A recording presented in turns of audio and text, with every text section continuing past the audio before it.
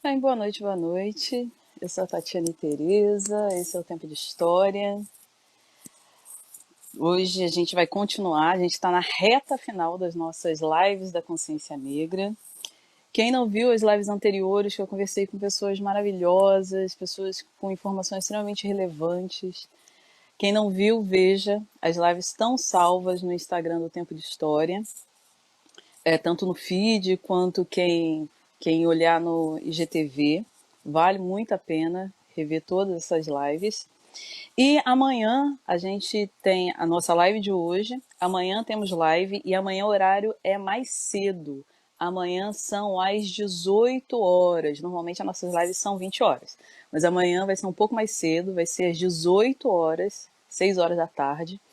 Que amanhã eu vou conversar com o professor Wallace de Deus, que vai falar sobre a capoeira como patrimônio cultural, que ele foi responsável por coordenar o inventário da capoeira, vai ser muito interessante. E na véspera do feriado, dia 19, vou conversar com a psicóloga Roberta Massot, que vai falar sobre a importância da psicologia para as vidas negras, que também vai ser uma live muito interessante. E a live de hoje, eu vou conversar com a professora Liliane Tereza, e a professora Liliane Tereza, ela vai falar sobre o empreendedorismo da mulher negra e o empoderamento pela arte. A professora Liliane é pós-graduada em avaliação educacional pela UERJ, e ela tem, na época, ela fez um trabalho interessante a respeito das cotas que foram aplicadas, as cotas raciais, né, que foram aplicadas na UERJ. Ela é graduada em licenciatura em educação artística, tanto em desenho, uma habilitação em desenho e uma outra graduação também em educação artística com habilitação em artes plásticas pela UFRJ, a Universidade Federal do Rio de Janeiro, e ela é professora aqui no Rio, na rede pública, tanto municipal quanto estadual, e ela é dona e professora do curso Mania de Arte, que é um curso de desenho, pintura e THE. THE é o teste de habilidade específica que alguns cursos requerem no vestibular, como arquitetura, engenharia, que os alunos mostrem a sua destreza com as suas habilidades a respeito do desenho antes mesmo de ingressar na faculdade. Então, é uma parte do vestibular. E eu vou convidar a professora Liliane e mais, Liliane Tereza, não é coincidência. Tereza é sobrenome, Liliane Tereza é minha irmã. Então, Tereza é sobrenome. Muitas pessoas acham que é nome duplo, né? Que Tatiane Tereza, mas não. Tereza é sobrenome da família do nosso pai. E eu vou convidar ela para começar a conversar com a gente aqui só um minutinho. Vamos aguardar, professora Liliane. Muitas coisas interessantes para a gente conversar. Só um minutinho. Vou ligar ela aqui. Tá conectando. Oi, tava Boa apertando o noite. botão errado já. Boa noite. Boa noite, boa noite. Bem, em primeiro lugar, te agradecer, né, para você ter conseguido um espaço É, na sua agenda, entre as suas aulas, sua agenda lotada, para a gente conversar nesses próximos minutos aqui. Essa pandemia, as pessoas acham que a vida do professor está sendo fácil, não está sendo nada fácil. A gente tem nem um que, né, pouco. fazer 10 mil coisas ao mesmo tempo. Então, assim, muito obrigada por você estar aqui. E, assim, né, só para contextualizar a sua presença nessas lives, porque, na verdade, a gente vai publicizar, né, através da mídia, as inúmeras conversas que a gente sempre tem, né? Então, assim, essa vai Verdade. ser uma das muitas conversas que a gente tem praticamente todos os dias.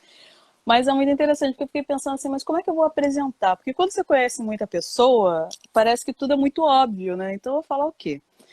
Aí as pessoas podem se perguntar assim também, ah, mas ela convidou ela porque é irmã dela. Ah, também, né? Claro que é minha irmã, não é só por isso não, tô brincando. Até para relativizar aquela situação de que casa de pedreiro espeta de pau, ou santo de casa não faz milagre, eu acho que é importante a gente valorizar as pessoas que estão próximas. Isso também acho que responde muito esse conjunto de lives, né, que são 9 lives, e muitas pessoas me perguntaram, mas como é que você conseguiu tantas pessoas legais, interessantes para falar? Acho que é por isso que as pessoas fazem parte, né, de certa forma, da minha trajetória de vida, da minha história, são pessoas próximas que têm informações extremamente relevantes que eu acho que tem que ser levadas para outras pessoas, principalmente para os meus alunos, que é o objetivo dessas lives. E obviamente que você é uma referência desde quando eu nasci, apesar que hoje em dia não dá para saber qual é a diferença, quem é mais velha, quem é mais nova, mas é uma referência, assim. E mais, colocou o sarrafo lá em cima, né? Principalmente, assim, pela sua trajetória, porque você entrou numa faculdade pública, você foi estudar na UFRJ, que é uma das melhores faculdades do país, e numa época que nem se sonhava em ter cota. A gente não tinha nenhum benefício, a gente não tinha cota, a gente não tinha vale transporte, não tinha livro de graça, não tinha nada disso.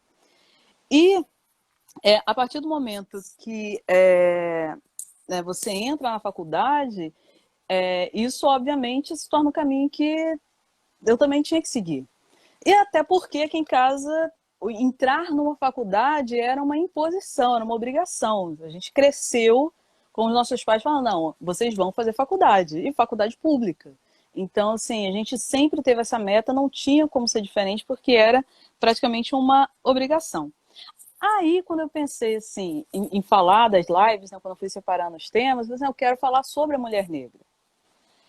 Por N motivos, né? Principalmente porque a mulher negra é o sustentáculo da nossa sociedade, sempre foi durante muitos anos, desde quando as mulheres negras foram trazidas à força para cá, foram escravizadas, tendo que trabalhar não só na lavoura, mas também como mucamas, como ama de leite, onde a mulher negra dava do seu próprio leite para a filha dos senhores, ou ainda como empregadas domésticas, aonde a mulher negra cuidava da casa de mulheres brancas e dos filhos das mulheres brancas para que essas mulheres brancas pudessem conquistar o mercado de trabalho, né, conquistar a sua emancipação.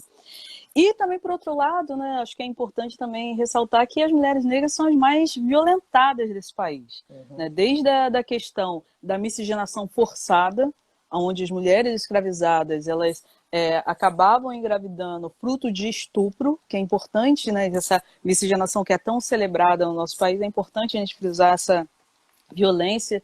Hoje em dia, a violência doméstica, a questão do feminicídio, a violência simbólica, porque as mulheres negras, parece que todas acham que podem opinar sobre o corpo da mulher negra. Desde o do cabelo, como o cabelo da mulher negra tem que ser, ou a questão, né, do próprio corpo da mulher negra, a objetificação da mulher negra, que é sempre sexualizada. Então, assim, quando eu pensei em fazer essa live, eu queria ter a presença da mulher negra aqui, mas uma mulher negra empoderada, empreendedora, uma mulher negra que trouxesse outras características que eu acho que é importante as meninas, que eu penso muitas das minhas alunas, verem, né, exemplos de mulheres negras. E essa questão da mulher negra, independente, empoderada, não vem de agora. Né? Se a gente for pensar na ancestralidade, uma grande quantidade de povos na África, né, se a gente pensar na diáspora africana, eles eram matriarcais, matrifocais, onde a figura da mulher era central. Né? As rainhas, as mulheres, elas ordenavam aquela sociedade. E, obviamente, com a diáspora, com a vinda dessas pessoas escravizadas para o Brasil, isso permanece. Basta ver as mães de santo, as tias, como Tia Ciata, presença de mulheres organizando essa nossa sociedade.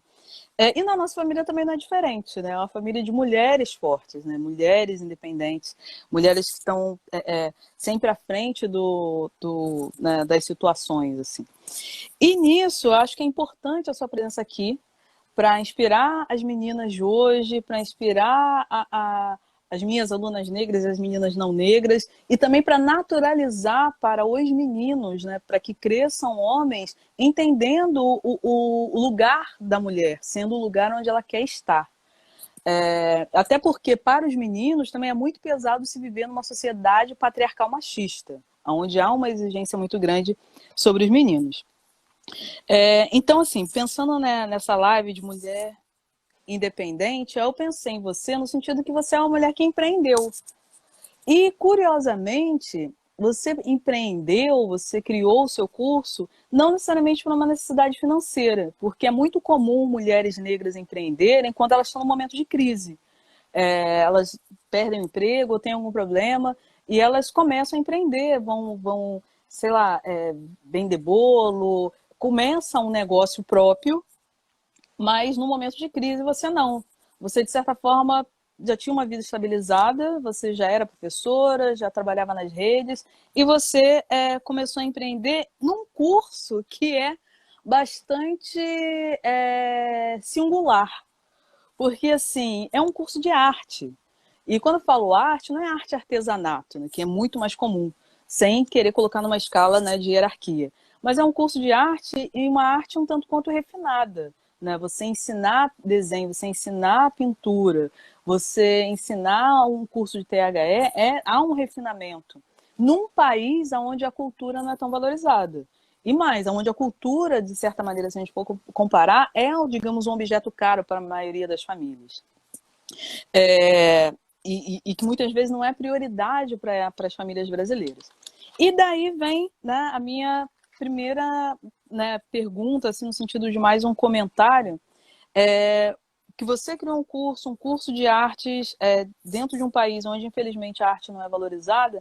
Aí eu fico me perguntando, e eu acho que é importante também as pessoas pensarem, quais são os desafios do ensino de arte no Brasil contemporâneo? Assim, quais são os desafios da educação artística que você vê que é complicado no nosso país? Então, muito obrigada, fala a sua. Quero agradecer primeiro a presença do pessoal que está aí, agradecer também essas palavras todas que você falou. Bem, vou entrar logo no assunto, porque senão o tempo vai ser curtinho para a gente aí. Então, o desafio maior que a gente tem hoje na escola ou na sociedade em relação à arte é a valorização mesmo da arte. Começa, às vezes, até pelo próprio artista, que ele não sabe dar preço ao trabalho que ele faz. A gente também precisa ensinar desde criança pequenininha que ele tem que conhecer um pouquinho de cada tipo de arte, não só as artes plásticas, a música, o teatro, a dança. E isso vai fazendo dele se tornando um ser que vai consumir aquela arte, mas não vai ser aquele consumidor que só segue a mídia, só segue a propaganda que saiu na televisão, que está tendo uma exposição, e vai aquele monte de gente na fila. Mas ele vai ver, ele vai ser crítico, ele vai ver que vai fazer correlações, que ele já viu aquela obra na aula de artes dele, na conta professora, ou até mesmo na nossa sala de aula. Fora isso, a gente tem também a questão dos próprios gestores, né, que tem que entender da importância da arte na hora que vai formar o próprio planejamento do ano. Quando a gente faz um planejamento, a gente já está tendo uma antecipação do que vai acontecer naquele ano. E a questão da arte tem que passar em todos os momentos, não só na época da consciência negra, não só no dia do soldado, no dia do índio, não pode ser pontual, tem que ser natural. E a gente não trabalha sozinho, a gente trabalha com outras linguagens também. A gente conversa com a matemática, a gente conversa com o pessoal lá da área de português, a gente conversa com o pessoal da biblioteca, a gente está sempre fazendo correlações com um grupo e outro. Mas o maior principal mesmo desafio hoje é essa questão da valorização. A gente passou durante muitos anos aqui no Brasil, se você pensar na questão da construção da educação artística aqui no Brasil, o ensino da arte chega no Brasil lá na época do Império não, do Dom João. Com Dom João ele chama a missão francesa para cá e a gente recebe uma educação que é uma educação europeia francesa, que se formou a Academia Imperial de Artes e que hoje é o UFRJ, que é onde eu me formei, que é a escola de Belas Artes, que a gente entende hoje como Escola de Belas Artes. E também ali se formou também arquitetos, designers.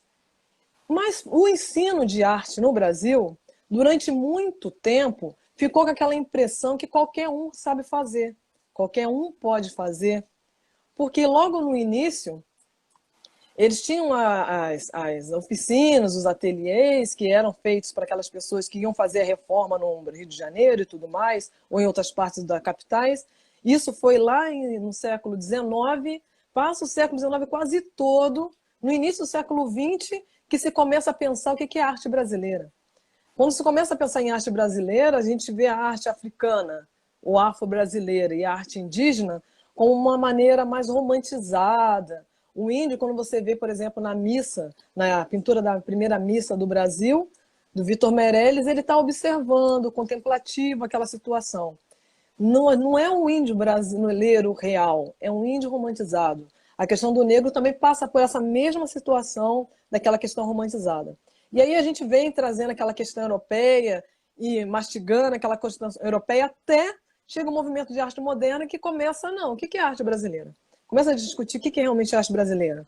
Mais ou menos nos anos 40, começam a surgir as primeiras escolinhas de arte no Brasil, que seriam espaços onde as crianças poderiam experimentar o que é a expressão artística natural, parecendo um pouco que é o conceito da arte moderna mesmo, que veio da Europa, chega aqui e tem sua transformação. Inclusive que o palestrante Alexandre passou e fez um excelente trabalho por lá também, que a Escolinha de Arte no Brasil aqui do Rio de Janeiro fica ali em Botafogo, né? Excelente trabalho que eles fazem. E ali a criança fazia oficinas de artesanato, de cerâmica, de pintura. E aquele ensino, aquele estudo todo, foi se traduzindo em textos, em forma de se dar arte. E aí começou-se a pensar que a arte não pode ser dada por qualquer um, por qualquer maneira. Apesar que, naquela época, algumas professores também de ensino fundamental 1 até experimentaram os trabalhos também feitos lá. Mas anos depois, lá entre a década de 70, começa a se pensar que arte tem que ser dada por alguém que se formou por arte. E aí começa também já ter as aulas, as faculdades de arte em 60, 70, a faculdade de arte e formar a arte separada. Então aí, a arte de artes plásticas, o pessoal da área de desenho já estava separado do pessoal da indústria, tinha também a música e tinha o teatro.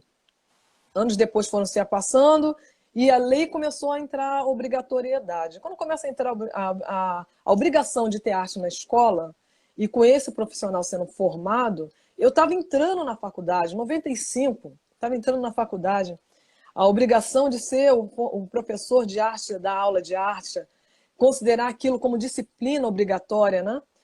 E eu me lembro que assim que eu entrei na faculdade, era um curso que muitas pessoas achavam que não ia dar certo, que aquelas de reuniões todas, aquelas lutas todas que a gente tinha pela questão do ensino da arte acontecer, não era verdadeira. Em 96, aquilo realmente passa a ser uma lei, e quando se torna lei, o pessoal que era do bacharelado, de pintura, de escultura, vem e vem fazer a licenciatura. Aí aumenta o curso de licenciatura e aumenta também o número de concursos para professores de arte. Eu me lembro que quando eu fui assumir uma primeira escola, tinha uma senhorinha. E essa senhorinha, ela fazia parte daquele grupo daquelas professoras que fizeram aqueles cursinhos nas escolinhas. E ela estava muito amedrontada com a minha presença. Ela não entendia que ela ia perder todas as turmas dela de arte, mas só que ela não podia atingir mais o nono, nem o ensino médio, nada disso em arte. E os alunos também acharam que a arte era chegar e fazer desenho livre. E quando a gente entra numa sala de arte, a gente mostra que a arte ela passa por uma história da arte, por uma prática artística e por uma leitura daquela obra de arte. Não importa se ele está estudando música, se ele está estudando dança, se ele está estudando desenho. Ele vai ter que passar por esse triângulozinho aí da Ana May, aí, que é muito importante, que forma realmente a criança dentro da área artística. Fora disso, ele não estava passando. Então, aí, quando eles entenderam que o processo da arte seria isso, eles... então isso que é arte? Eles começaram a entender. No primeiro eles achavam que, poxa, eu não fazia nada o tempo todo e era bonito, por que agora está sendo questionado? Por que agora tem um padrão? Por que agora está sendo pedido um estilo artístico? Né? Por que agora a gente está estudando história da arte? E aí eles começaram a entender que era outro tipo de matéria que estava sendo apresentado, porque era um profissional da área apresentando aquela arte ali. E hoje o desafio nosso está exatamente nisso, que os gestores, durante muito tempo, pegavam todos os professores que estavam para se aposentar para dar aula de arte. Ou se não, pegava qualquer professor da casa que estava sobrando tempo para dar aula de artes. A mesma coisa que fazem com o ensino de religioso, muito parecido também que se faz às vezes com quem é que vai ficar na biblioteca. é bibliotecária? É alguém da área da linguagem? Então, aí as pessoas dão a sensação que qualquer um faz, qualquer um pode, e esse estigma ainda está aí, né? E é uma luta muito grande, constante, para a gente conseguir entender, mostrar aquela criança que aquela aula de arte na escola, ele vai aprender alguma coisa e depois, quando ele vê na televisão, ele reconhece, conversa com o pai, conversa com a mãe. É mais ou menos por aí que passa, é a valorização. Começa pelo artista, mas também com a sociedade, a escola, dá para mudar bastante isso aí. Assim, só para comentar que tem várias pessoas te mandando um beijo, dizendo que tá com Beijo para todo saudade. mundo. Nossa prima Carla aqui, passou por aqui também. Tem muita gente aqui mandando beijo, fazendo comentários. E fizeram um comentário aqui, que é justamente o que você está dizendo, né, da questão de que, infelizmente, o ensino da educação artística muitas vezes não é valorizado, né? Nem na escola pública, nem na escola privada. E eu acho curioso porque é uma disciplina que os alunos amam, né? Principalmente as crianças amam a aula de arte. Até porque as crianças amam se expressar através das artes, seja através da pintura, da dança, da música. As crianças amam isso. E muitas vezes eu fico me perguntando, eu queria só fazer uma opinião mais voltada para a escola, não do público em geral, que muitas vezes dá a impressão que a disciplina dentro da escola ela é menosprezada, no sentido que os próprios profissionais de educação consideram, por exemplo, a educação artística como uma submatéria. Né? Muita gente já deve ter ouvido falar assim, mas a educação artística não reprova. Então, eu queria saber assim, a sua opinião em relação a esse menosprezo em relação à educação artística dentro das escolas. Isso que você falou é bem verdade. Eu acredito que quando você faz um trabalho, um projeto, o seu trabalho, a forma que você faz a sua aula, você começa a conquistar espaço e respeito, começa por aí. Tanto do aluno quanto do professor, principalmente dos pais, que eles vão acompanhando o trabalho que o aluno está fazendo, ele às vezes está até aprendendo através dos trabalhos que os alunos vão fazendo. E quando você percebe, quando essas outras pessoas que não entendem de arte, percebe que está saindo alguma coisa, que o aluno está mudando, o comportamento dele está mudando na escola, ele começa a até incentivar. Os diretores começam a pagar material, dá um jeito para sair aquele projeto. Eu chego simplesmente com um projeto, preciso disso, disso, disso, vai ser assim, assim, assado, mas eu deixo organizado de forma que dá para ser feito. Não é aquela coisa louca, imaginária. Então, a maneira que nós, profissionais de artes, apresentamos um projeto ou apresentamos o nosso trabalho, que faz essa diferença, que faz com que os diretores apoiem o nosso trabalho, que faz com que eu consiga parceiros com os outros professores, fazer essas parcerias. Eu estou sempre fazendo parceria com as outras áreas e acho que está ali a diferença. Agora, quando o professor aceita que ele é uma submatéria, que ele não pode reprovar e que ele não consegue avaliar o próprio trabalho dele, é porque ele realmente ainda nem entendeu que dentro da área de desenho, até um desenho você pode avaliar. Você tem que criar critérios. São feitos critérios ali que você tem que deixar bem claro para o aluno que está fazendo aquela atividade em que ele vai ser avaliado. Até para ele não se sentir inseguro ou seguro demais, achando que pode fazer qualquer coisa e qualquer coisa é arte, né? Qualquer coisa vai ser avaliado como nota máxima e não é bem por aí. A gente avalia e vai marcando os pontinhos. É a mesma coisa quando a gente vai fazer um trabalho ou preparar algum aluno para uma faculdade. Eu geralmente deixo bem claro em que ele vai ser avaliado. Como se avalia um desenho, como se avalia uma técnica, como se avalia até mesmo quando ele vai fazer uma entrevista de emprego. Ele é avaliado o tempo todo. Então, existem critérios. Quando a gente começa a colocar esses critérios, faz uma espécie de um bom projeto, a gente começa a ter apoio dos pais, os pais começam a investir mais material para as crianças começam a cuidar do próprio material. Outra coisa muito importante que eu vejo a transformação na escola é quando o aluno participa do projeto, mas como protagonista, quando ele vai estar na frente do projeto. Desde os pequenininhos que vão me ajudar lá a botar o cartaz, me ajuda a colar, os pequenininhos participam. Quando ele participa em colocar aquela obra ali, ele cuida.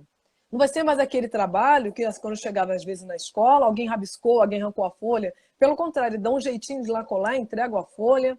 Os maiores também, sempre que tem algum projeto, eu coloco eles na frente. Eu preparo eles para serem protagonistas e serem administradores daquele projeto.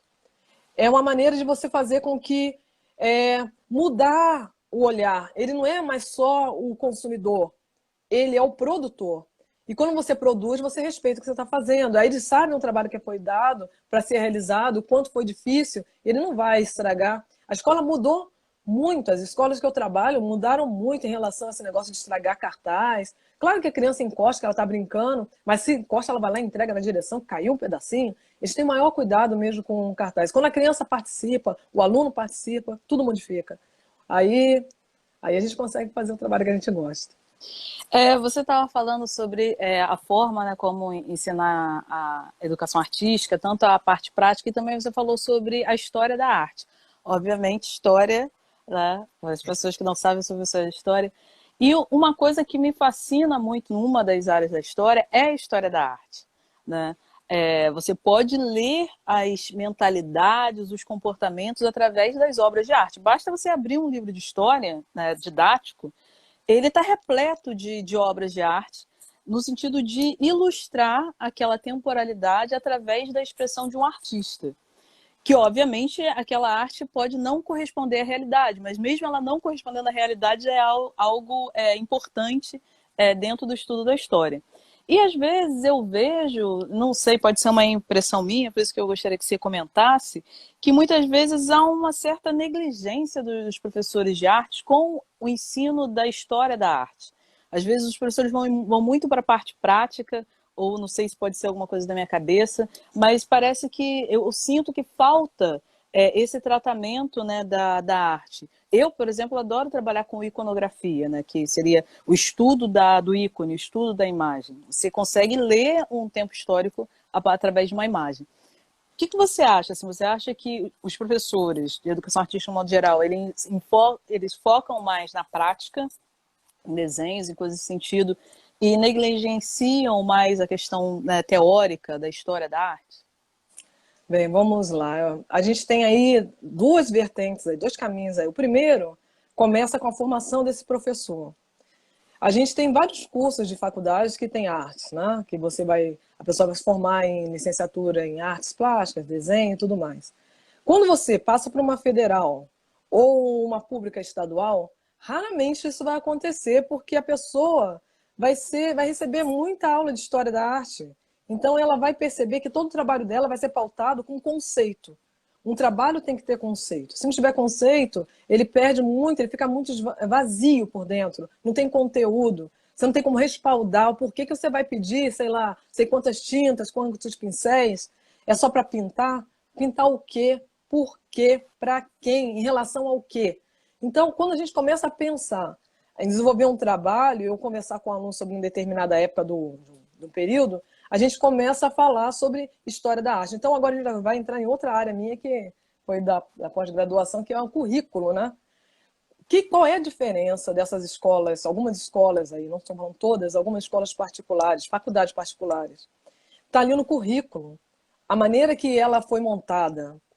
Se um currículo é fraco, ele vai formar professores com menos conteúdos. E o pior de tudo, na hora de fazer um concurso, aquela pessoa que passou aquele tempo todo pagando aquele curso não vai passar de primeira. Enquanto os professores que já vêm de uma escola federal, mesmo sem estudar muito, ele vai ser um dos primeiros colocados no Brasil inteiro. Porque o nível é muito alto a maneira que foi feito o currículo lá atrás dos professores é de um nível assim que é quase impossível esse professor não falar de história da arte na aula dele.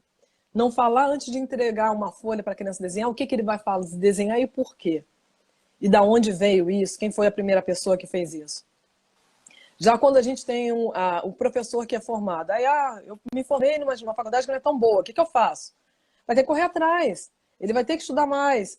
Não que o outro professor federal também não vai ter que estudar, a gente estuda quase todos os dias, é o tempo todo. O pessoal fala assim, na sua casa tem um monte de obra de arte. Não, porque eu vejo obra de arte tanto tempo, todo dia, e muita imagem, que no meu quarto não pode ter nada, tem que ser tudo branco.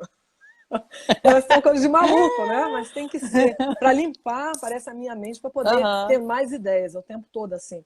Mas aí quando o currículo se torna fraco, o currículo é você. Então você tem que se construir. Aí você começa a fazer curso de pós, curso de especialização, curso de extensão, e você começa a se alimentar daquilo que te faltou lá atrás para entrar numa sala de aula. Eu vejo muito professor tremer porque o aluno mandou desenhar no quadro, e ele é da área de artes, o aluno acha absurdo ele não saber desenhar. Mas ele, na faculdade dele, não aprendeu, o foco dele não era a parte Uhum. prática. Então, a gente tem que ter a parte prática, conhecer as técnicas, até mesmo para poder oferecer materiais e possibilidades para aquele aluno que não tem condições de comprar um material caro. A gente tem que conhecer bem a questão histórica para se tornar mais atrativo, mas assim, é mais agradável você ver uma obra de arte. Às vezes, quando é uma obra de arte contemporânea, então, tem conceitos ali por trás que às vezes o aluno não entende porque tem, de repente, um pingo no meio de uma área por Sim, trás. A gente precisa. a internet está um Oi, pouquinho alô, lenta, alô? mas tô te Cheguei de ouvindo, tô te novo. ouvindo. Estou te ouvindo. Deu uma caidinha aí, tá voltando aí. Mas Aham. a questão é tá no currículo. Eu acho que o currículo, sim, tá no profissional que não busca melhorar.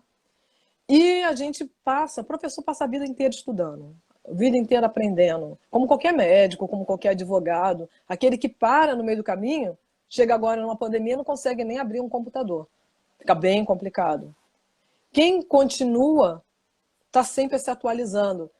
Além de estudar, o professor de arte tem que praticar.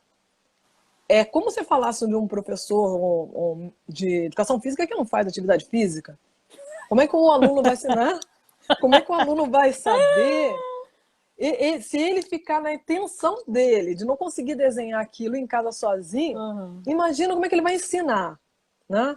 Ele tem que fazer, ele tem que praticar arte. Não tem como você estar fora. Não tem como. Mesmo se ele não expõe, ele tem que estar conhecendo o mercado de trabalho, conhecendo como é que é o mercado de arte no Brasil, fora do Brasil. E às vezes, aí, se você tem esse conhecimento mais amplo da arte, você começa a valorizar a arte, você começa a entender por que algumas coisas têm preço e outras coisas estão com preço além do normal, né? E quando as coisas são hipervalorizadas pela mídia, e quando a obra é boa e quando a obra não é tão boa assim. O aluno também percebe, você vai conseguir discutir com ele, explicar qualquer época da história da arte, desde os pequenininhos até os maiores do ensino médio. Eles têm questionamentos, eles olham, eles têm olhos, eles vão estar lá também percebendo. A gente também tem que seguir. E você está falando a respeito do currículo, e já que a gente está falando sobre a questão da consciência negra, tem duas leis, né, que falam da obrigatoriedade do ensino da história e da cultura da África, dos afrodescendentes e dos indígenas. E como é que você vê essa aplicação dessa obrigatoriedade dentro do ensino da educação artística? Por exemplo, durante muito tempo, pegando, né, na área de história, os livros didáticos, eles eram muito... faltava muita coisa sobre a história né, da África, dos afrodescendentes, e uma reclamação constante era que os negros só eram vistos durante o trabalho escravo. E atualmente, com as leis, isso está mudando, não está o ideal, mas está mudando. Em relação à educação artística, como é que você vê essa aplicação dessa obrigatoriedade do ensino da história da cultura da África, dos afrodescendentes, dos indígenas, e em relação aos livros didáticos? Você vê alguma diferença em relação a isso? Bem, vamos lá. Eu sou muito crítica a muitos livros didáticos, sobretudo de arte, né? Os melhores livros de arte que a gente vê assim, tanto para prática, quanto para história, quanto para teorias, quanto para técnicas, estão mais ou menos ali entre os anos 70 até os anos 90, por ali. Os recentes que a gente está recebendo agora, principalmente dos últimos anos, a gente percebe que se tirou a técnica, não se explica muitas técnicas, se tirou também bastante algumas obras, alguns artistas consagrados já não estão presentes ali, não sei se é por questão de direito de imagem, e a gente começa a perceber que parece uma revista digital. O aluno está ali para ler sem se aprofundar. Então aí o professor tem que saber muito mais para poder falar por que aquela obra, aquela página está ali, quem é aquele artista. Os artistas são muito recentes e aqueles do passado foram esquecidos. Se o aluno for seguindo alguns livros, que eu dou aula desde do ensino fundamental 1 até o ensino médio, se eu for usar de repente alguma empresa, do início ao final, tem coisa que não aparece. E é uma coisa muito complicada, né? A gente está pensando, o que a gente está percebendo de mudança que é positivo? Graças a Deus resolveram descobrir que o Egito faz parte da África, né? O Egito voltou para a África. Agora, o Egito agora faz parte da África nos livros didáticos. Mas outra coisa importante também que a gente começa a perceber da mudança é você ter a possibilidade de, ao mesmo tempo, trabalhar com o livro, você poder trabalhar com algumas redes, algumas imagens da internet. Começar a trabalhar essa questão Uhum. de mudança de material. Já que se o livro não te atende, você faz isso. Quem é meu aluno sabe que eu peço para pegar livro de história da outro local, que eu pego livro de matemática, que o que falta para mim no meu livro, eu começo a buscar em outros As livros de outras, aham. literatura, exatamente, para compensar aquele tema de aula. Porque nem sempre o professor de arte tem ali um data show para mostrar aquele assunto com a imagem e não vai dar para ficar passando de celular em celular para mostrar para as crianças. Eu preciso de mais informação. Então, a gente consegue fazer um trabalho de qualidade quando a gente começa a caminhar pelas outras matérias. Na verdade, o ensino é um só, né? Aí o ensino, mas acontece que a gente dá para fazer ligações com ligações e aí conseguir um trabalho de alta qualidade. Já falei para o Alexandre que a gente tem que fazer um livro de artes. Ele falou que não vai fazer não, mas tudo bem. Mas vamos lá. Deixa a gente ficar velhinho. Eu vou lá catucar ele de novo. Mas quem sabe, né? Eu acho Só que... para Mas contextualizar. exato, pode falar, por favor. Não, O só para Alexandre contextualizar as Palma. pessoas que você Alexandre falou, Palma. Alexandre Exatamente. Palma, que foi o segundo convidado das lives, falou sobre artistas negros importam, que eles foram contemporâneos, né, na educação artística na UFRJ. Mas aproveitando que você está falando sobre a questão da África, que os livros redescobriram o Egito na África, a gente agora está, né, na Semana da Consciência Negra, sexta-feira é o feriado da Consciência Negra, e assim, eu tenho a impressão que muitas escolas parece que só se lembram da cultura e da arte africana no dia da Consciência Negra, né? Se tá chegando o dia, vamos preparar um trabalhinho porque, né, é o feriado com essa temática. Eu queria saber, assim, você que também tem isso, né? As pessoas acham que o professor de artes é aquele que vai fazer o mural do dia, né, da festa daquele dia. E assim, eu queria saber se você acha isso, que é uma percepção minha, se as escolas elas só acordam para a questão da cultura, da riqueza, na verdade, né, da cultura e da arte africana nesse período, e se há muitas vezes até uma rejeição dos professores. Não sei se rejeição é uma palavra muito forte, mas talvez uma acomodação dos professores, principalmente os professores não negros, né? Em relação a se trabalhar a temática fora do Dia da Consciência Negra. Eu queria que você comentasse sobre isso. Bem, vamos lá. Você falou uma coisa importante sobre a questão do mural. O mural é o terror dos professores de artes aí. Persegue a gente. Mural é um local que a gente vai expor, um espaço para a gente expor nossos trabalhos. É uma culminância de um projeto, de repente uma apresentação que está acontecendo naquele período. A gente não está lá para decorar mural, a gente está lá para ensinar arte, né? Começa pela história da arte. E aí a criança, ela sabe, ela ali, o mural é um local onde a criança vai se ver como se fosse uma exposição. E aí ela começa a fazer uma correlação que o trabalho dela, que às vezes ela acha feinho, não é tão feinho assim não, tem outros coleguinhas que estão ali também. Ela começa até a aumentar até a autoestima dela quando ela se vê ali. E sobre a questão da questão só faz só faz a festa, né, da consciência negra naquele período, aí a gente volta lá no início do planejamento do ano, o professor está fazendo o planejamento, quem faz o planejamento de artes é o professor de artes. Ele recebe, é claro, as influências que vai acontecer naquele ano, como todos os professores recebem. Se ele lá no planejamento já direcionar tanto para o diretor ou para o coordenador da necessidade de se fazer um trabalho com a questão da consciência negra e o que ele está pensando em fazer, já começa já ter uma movimentação na escola. Eu não sei se é sorte ou é questão de estudar muito, e aí você acaba indo para as escolas bacanas. Ao longo do meu caminho, eu encontrei bons diretores que conseguiram entender como é que funciona a apresentação de um projeto de arte. E nessa época da consciência negra, eles dão mais espaço ainda, mais visibilidade para isso. E nessa hora é a hora que eu começo a chamar os coleguinhas de outras áreas.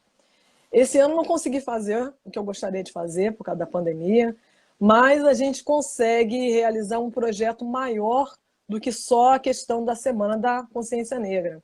A gente usa do tema da consciência negra para trabalhar autoestima, para trabalhar respeito, para trabalhar abaixar essa questão da discriminação, o bullying. Indiretamente, a gente acaba trabalhando essa questão da visibilidade da criança. E de que maneira? Com os pequenininhos, não dá para a gente ficar discutindo racismo, a gente tem que falar que todo mundo é igual. A criança pequena tem que entender que o coleguinha é igual a ele, que tem os mesmos direitos que eles. Apesar que a gente sabe que existem estudos de... Durante muito tempo, quando eu fiz a minha pós, a gente fez alguns estudos sobre a questão de cotas raciais, como funciona essa questão da criança, o professor, a relação da criança na escola, ali onde começa a questão do preconceito. Existem pesquisas que dizem que os professores de crianças pequenas dão menos atenção para eles, não dão, quando ele levanta a mãozinha, ele é o último a responder uma questão, beijam menos eles, isso estatisticamente calculando. E se a gente leva isso para o ensino médio, você também vai ver cada vez mais aquela população negra ou não branca ali acuado, no canto, no final do... Ele não é mais... Não adianta ele responder mais, porque ninguém mais vai ouvir. Não adianta ele levantar a mão que ninguém parece que está vendo ele. Quando você vem e faz o processo inverso, que você já vem discutindo isso desde lá do início do ano, que a gente começa a falar dos direitos humanos, direitos para homens e mulheres, questão transexual, gay, no ensino médio, né? Com as crianças pequenininhas, a gente não vai falar sobre isso, é claro. A gente começa, nas crianças, a gente fala sobre a questão de todo mundo é igual, discute direitos humanos sim, de que toda religião é religião, que a gente tem que respeitar o coleguinha, que é diferente, porque se ele chegar, de repente, com aquela marquinha no braço ou com aqueles adereços, né? Que quer dizer que ele iniciou uma religião de matriz africana, é mais uma religião, como se você usasse o crucifixo, é mais uma religião. Quando ele começa a entender que não tem nada de negativo naquilo, quando ele começa a observar o comportamento do professor, que também atende o coleguinha dele, que é negro, ele vai olhar para o coleguinha. A partir do momento que um professor não atende a criança negra, não atende a necessidade daquele aluno negro, o aluno repete, a criança repete. A gente aprende por repetição, por exercício, por exemplo, exatamente. E se a criança percebe que o professor desdenha, aquela criança também vai. Então, a partir do momento que ele valoriza todo mundo igual, a criança olha o outro como igual. Começa desde os pequenininhos. E os maiores também. Na questão dos maiores, quando chega nessa época da consciência negra, a gente eu venho desenvolvendo nas escolas dos maiores projetos que pensam nessa criança no mercado de trabalho, nesse adolescente, nesse jovem no mercado de trabalho. Que o jovem já tem essa questão de ser muito crítico, autocrítico, né? Muito tímido. E ele tem que se impor no mercado de trabalho. Ele sendo negro, ele sendo mulher ou não sendo negro, ele tem que ter uma postura no mercado de trabalho. E aí a gente usa um concurso de beleza, não um concurso, um desfile de beleza afro, ou de moda afro, onde negros e não negros desfilam, que a gente prepara desde lá de trás como é que esse aluno deve se portar numa entrevista de emprego, e que é o mesmo passo, que é o mesmo parecido nível de comportamento quando ele vai estar entrando nessa passarela naquele dia do desfile da consciência negra. Então, não é chegar e colocar a criança, expor a criança a uma situação que ela pode sentir vergonha, e sim preparar a autoestima dela lá atrás, e dos colegas também, para entender o que é a cultura afro. A cultura afro-brasileira, ela não está só na Semana da Consciência Negra, né? Ela passa antes, muito antes. Que às vezes, assim, eu percebo que tem algumas escolas que celebram mais o Halloween, né, que é uma coisa que não é nossa, não é da nossa cultura, é uma coisa que vem de fora, do que a Semana da Conscientização da negritude, ou ainda até mesmo do folclore brasileiro, né? Muitas vezes a gente se vira para uma cultura que vem de fora, esquecendo a nossa própria cultura. E é interessante quando você falou a questão do Egito, né, que as pessoas, que os livros, né, estão trazendo o Egito para a África. Isso me fez lembrar, assim, de duas situações, né? Que a mídia também, né, o tempo todo está formando opinião, né, de certa forma, que como muitas vezes a pessoa tem uma educação deficitária na escola, a mídia acaba cumprindo esse papel. E isso é retificado o tempo todo, né? Com o Egito, a gente tem aquele clássico daquele filme Cleópatra, que foi a rainha do Egito foi interpretada por Elizabeth Taylor, uma atriz norte-americana, branca, caucasiana, de olhos azuis. E que possivelmente vai ser retificada agora, no século XXI, com aquela atriz, a Gal Gadot, que foi a atriz que interpretou a última Mulher Maravilha, uma israelense, que possivelmente vai interpretar Cleópatra novamente. E uma coisa também que eu lembrei, que às vezes parece que o senso comum, né, não traz o valor da África, né, o valor que a África tem, que eu não sei se vocês se lembram um curso que a gente fez, que era justamente sobre a obrigatoriedade das leis, né, da cultura e da história africana, onde uma professora do curso, talvez nessa ideia de muitas pessoas até negarem o fato, né, duvidarem que Egito fica na África, como assim? E a gente estava falando sobre a África Antiga e a professora simplesmente, né, falando que sobre a questão da metalurgia, dessas coisas assim, dela fala que muita coisa era importada. Os africanos importavam da Lembro. Europa. Foi cruel Importavam aquele o dia. ferro, importavam as miçangas. As miçangas que ela, de Gravíssimo, plástico, né? Aquilo pode ter... E um colega de arte, hein? Colega de artes, é complicadíssimo essas coisas, gravíssimo, assim. gravíssimo. Mas, assim, aproveitando que você estava falando sobre a questão da Semana de Consciência Negra, e isso também entra na questão da nossa live, que é falar sobre o empoderamento pela arte. Isso me faz lembrar uma experiência que você teve na sua escola no ano passado, onde vocês fizeram um grande evento sobre o Dia da Consciência Negra, né, com várias manifestações artísticas acontecendo, rap, desenho, dança, uma série de coisas. E dentro dessa organização tinha um desfile de moda afro que você tocou.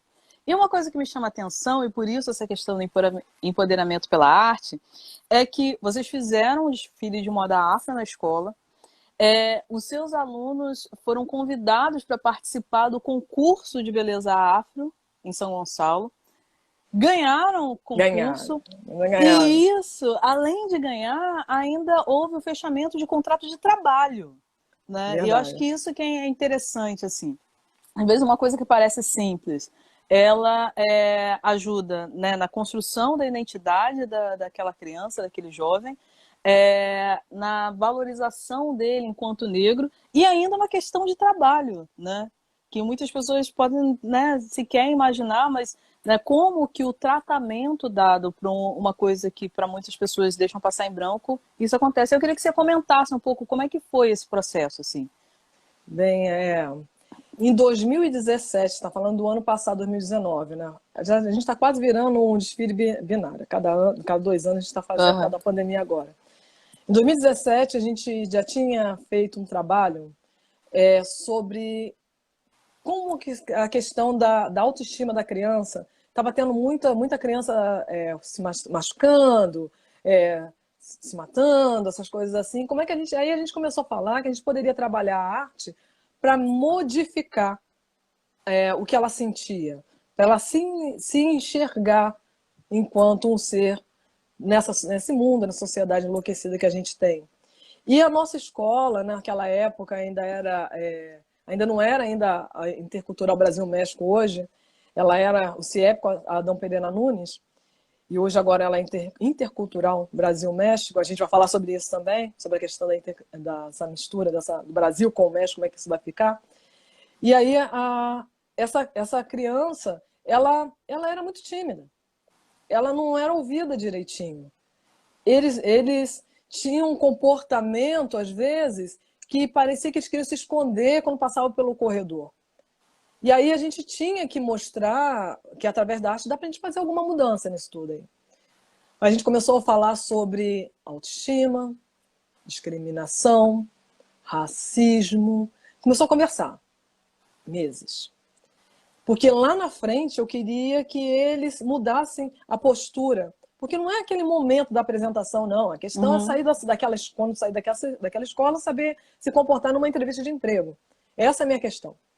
E aí, em 2017, a gente fez o primeiro desfile, as crianças adoraram. no primeiro momento tinham vergonha, mas depois se inscreveram, e não era criança negra, criança não negra, porque a gente estava trabalhando ali a postura de um corpo, como sentar, como falar, como abrir uma porta. Palavrões acabaram na sala de aula, baixou muito. Então, aquela ideia de achar que posso chegar de qualquer jeito, essas coisas assim, começaram a falar mais baixo. E aí eles começaram até a ganhar prêmios, começaram a passear, que é uma coisa que eles gostam, adoram passear, adoram ir para o museu. Para ir para o museu tem que se comportar. Então, a gente começa a lapidar o sujeito para que ele consiga se tornar mais rápido, ser aceito e ser absorvido pelo mercado de trabalho.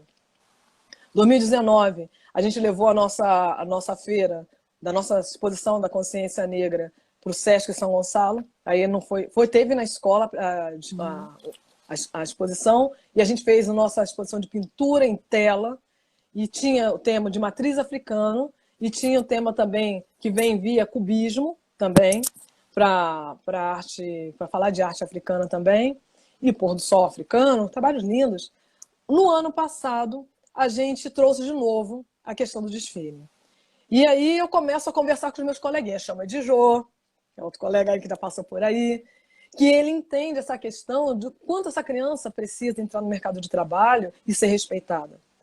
Como essa criança precisa, que a gente chama de criança, né, porque tem 17, 18, 19 anos, chegando quase 19, ainda não chegou a 19 ainda, que vai ter o ensino médio mais ou menos assim, a gente pega no segundo ano. Como é que ele vai, esse menino, essa menina negra se vê? Né? Ele vai ter que ficar sempre escondido no canto da parede? Como é que eu vou trazer aquelas pessoas para frente? Eu comecei no primeiro dia de aula, eu comecei a falar de como é que eles vão mudar de ascensão social. Que eles não poderiam ser igual ao nível da geração do pai nem da avó. Porque senão, se o pai é sapateiro, o neto é sapateiro e vai ficando. Comecei a falar sobre o mercado de trabalho. Comecei a falar que eles tinham que estudar. Comecei a falar dos cursos todos que a gente tem, que a escola fica num polo, onde tem um monte de cursos importantes ali, que ele pode aprender línguas, tudo de graça. Ele não vai por quê? Se outras pessoas estão indo, vêm de outros bairros e vão para lá. E a gente começou a trabalhar essa questão da formação desse sujeito. Depois eu comecei a botar fogo neles sobre a questão de como é que, se eles são consumidor, se eles fossem o produtor do próprio trabalho dele, seja em arte ou fora da arte. Eu arrisquei isso no ano anterior com o ensino médio, colocando eles como se fossem uma empresa, e essa empresa ia fazer tipo uma vernissagem, e ia ser responsável de recolher as obras de arte de todos os alunos da escola e fazer a exposição. Ensino médio, deram conta? Eles arrasaram na apresentação. No ano seguinte, eu apostei no 9º ano e no ensino médio. E propus para eles o que é... Já acho que mudei, vou fugir do seu assunto, mas eu volto lá de novo. O que é a questão de você fazer um produto ser vendido? A gente é produto, a gente tem preço no mercado. Então, se eu sou um produto, tem que me valorizar, tem que melhorar as habilidades que eu não tenho para poder aumentar o meu salário, para poder aumentar a minha possibilidade de conseguir mais emprego. E a mesma coisa eu posso fazer em relação a uma caneta. Tem uma caneta, eu quero vender essa caneta. Como é que eu faço vender essa caneta? E aí a gente usou a arte de que maneira? A gente falou de designer, a gente falou de panfletos, a gente falou de propaganda, a gente falou de site, como é que é montado um site. E no final eles tinham que vender o produto que eles criaram lá. Eu sei que o ensino médio fez um trabalho muito bom, mas o 9º ano subiu o nível. Sabe que você sabe que aquele trabalho já está excelente e eles conseguiram subir um ponto acima. Agora estão no 1º ano. Só vou encontrar eles talvez no 2º ano. 1º ano não tem artes, infelizmente. Por enquanto, mas depois vai ter até o 3º. E aí eles começaram a melhorar a postura deles na escola, começaram a participar de mais projetos na escola, eles queriam estar no meio do projeto, queriam dirigir o projeto. Eu monto o projeto, eu reúno quem é que vai ser a galera que vai estar trabalhando no design, quem é que vai fazer a divulgação boca a boca, quem é que vai ver o site, quem é que vai tirar as fotos. A gente monta uma empresa mesmo. E a gente trabalhando daquela maneira, eles estão trabalhando arte o tempo todo, estão trabalhando estética, e o comportamento de como eles vão falar quando entrar numa sala de aula, eles modificam o modo de falar até com o diretor, com uma pessoa nova que está chegando na escola. E isso vai fazendo com que eles vão crescendo enquanto pessoa. Quando chegar numa entrevista de emprego, eles não vão tremer. Eles podem ficar nervosos, mas não vão tremer, porque a gente vai conversando sobre isso ao longo de todo esse processo. Até chegar na semana do desfile, né? Que foi um projeto que foi reunindo com outros professores, a gente conversou o que era possível, a gente conseguiu palestrantes, com um professor de história, trouxe uma palestrante que falava sobre racismo estrutural. E a gente teve também, foi uma semana, a gente teve mostra de cinema naquela semana também. No final, a gente fechava com a exposição, e teve a exposição no início, lá no início da semana, e no final a gente fechava com uma grande festa que teve que aparecer. Gente, no cardápio não pode ser comida comum, vamos botar feijoada. Se a gente está falando sobre o trabalho, sobre a consciência negra, tem que ir até no cardápio. E aí a gente mudou até o cardápio naquele dia, foi um cardápio típico da época, teve oficinas, teve o desfile, e o desfile foi todo decorado com temas afro e temas egípcios, e veio uma convidada que ensinou eles como andar. Vamos desfilar, a gente tinha treinado antes, mas o profissional é outra coisa. Ela conseguiu alinhar todo mundo numa postura que me arrepiou quando eles começaram a entrar. Eu estava ali na parte da divulgação e organizando tudo, e fui para tirar foto e para filmar o trabalho. Me posicionei, foi tudo marcado no chão, tudo direitinho. E eles mudaram muito. Mudaram tanto a ponto de ter sido convidado. Mudaram tanto que quando eles foram fazer as fotos, os desfiles, eles conseguiram ser o Mister São Gonçalo, garoto, um rapaz, uma outra Miss Simpatia, que teve também votação e tudo mais. Aí a gente começa a votar mesmo, porque a gente quer ganhar, né? E tem ainda a questão dos outros alunos. Porque o negro não é visto como bonito. E aí, quando você chega e diz que a Renner assinou contrato com alguém, convidou, e olha aquele alguém, aquele meu coleguinha da sala que ninguém dava muito valor, só o professor, como? Se a beleza diz se a estética da mídia diz que a beleza não é negra. O que aconteceu ali? E aí a gente começa a modificar. Não é só aluno, até funcionário. Teve aquela estranheza. E aí, quando começou a ver as fotos, ver os trabalhos, entender o que a gente estava fazendo ali, muda muito a postura. E esse ano a gente já está com uma outra roupagem, que agora está sendo virtual. A gente está trabalhando com museu virtual, é a terceira exposição de museu virtual, porque os 2 primeiros foi sobre a questão do México, depois a festa do Dia dos Mortos, e agora a gente está com a Consciência Negra no ar, que deve estar saindo dia 19 aí para a gente, liberado para vocês poderem acessar lá os trabalhos. Está lindo, não vou falar, está lindo. Temos professores homenageados lá, o professor Edjô, que uma história fantástica, que se confunde com a história do Rio de Janeiro, impecável, tá lindo também, não vou falar como é que está, acho que é para todo mundo ver. E aí a questão do desfile é uma coisa mais além. A questão da aula é algo para eles se tratarem melhor, é algo para quando eles forem a receber ou tratar um funcionário em uma loja, saber como se portar. Quando receberem, de repente, uma violência agressiva, saber onde é que ele vai ter que correr. Ele tem que fazer a denúncia assim. Se ele sofreu racismo, ele tem que fazer a denúncia assim. Ele não pode engolir e baixar a cabeça. Ele não vai acabar batendo boca. Mas ele tem que saber os direitos dele. A gente também fala de direitos.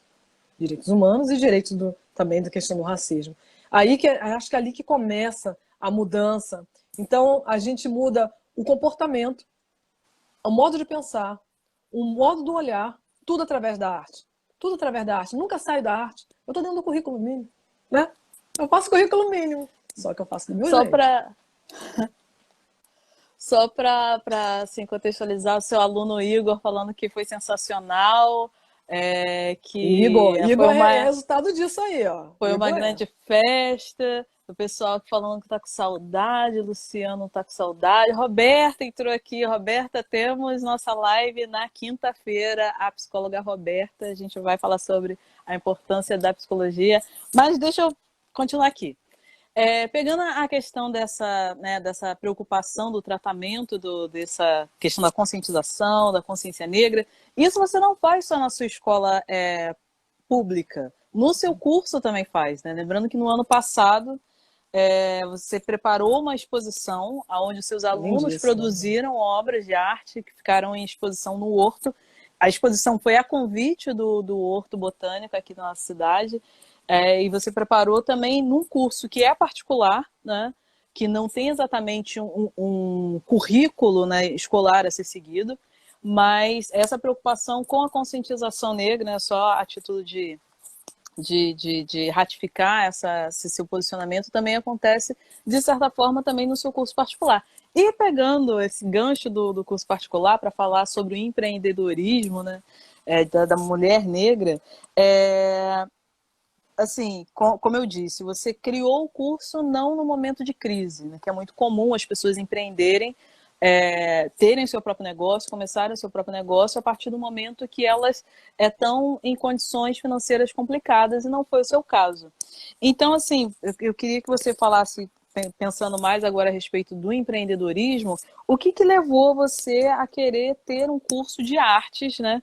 Principalmente que é um curso com enfoque que não é muito comum, né? Um curso de você preparar as crianças não só em desenho, pintura, mas também para entrar na universidade. Né, que o seu curso tem uma questão muito forte do preparo para o THE, que é o teste de habilidade específica, onde você coloca muitos jovens na universidade. Né? Só para ilustrar aqui, nos últimos anos, se eu não estou enganado, o seu curso teve quase 100% de aproveitamento.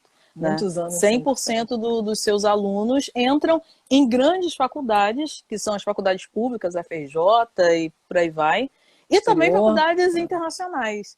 Então, assim, eu queria que você falasse um pouquinho da onde que surgiu essa ideia de você empreender e como é que foi. Eu vou responder isso, mas vou voltar um pouquinho lá no Igor. Você me lembrou uma coisa importante, que quando um projeto desses acontece na escola, você faz o aluno entender que ele pode ser empreendedor também. E aí o Igor tem um canal fantástico dele lá, tem a Gabi também, que tem um canal deles também, que já está falando até com o pessoal de Angola. Olha que chique, Angola, África também. E fora os outros que conseguiram trazer o seu próprio talento e vender o seu próprio talento. Uns que fazem bolo, outros que fazem tranças, e estão ganhando dinheiro dentro daquilo que as pessoas achariam que não daria dinheiro. Então, eles entendem que tem que fazer propaganda, entendem que o que é a história da propaganda. E a gente começa isso lá na sala de aula também. Agora, falando do Mania de Arte, como é que tudo surgiu no Mania de Arte? Na época, eu já estava com as duas, estava trabalhando já no Estado, estava tranquilo, acho que na prefeitura não estava no Estado, em 2 escolas do Estado, 2 matrículas, estava tranquilo. Mas estava inquieta. Não estava me atendendo às aulas só que eu estava dando. Eu, Liliane, não estava completa. Não te supria, né? Não me supria, faltava alguma coisa. Eu não sabia bem o que era. Aí eu achei que era, tem que fazer, vou abrir um negócio. De quê? Não sei, vou pensar. Talvez de arte. Aí eu caí nesse mesmo pensamento que muita gente tem hoje, que arte não dá dinheiro.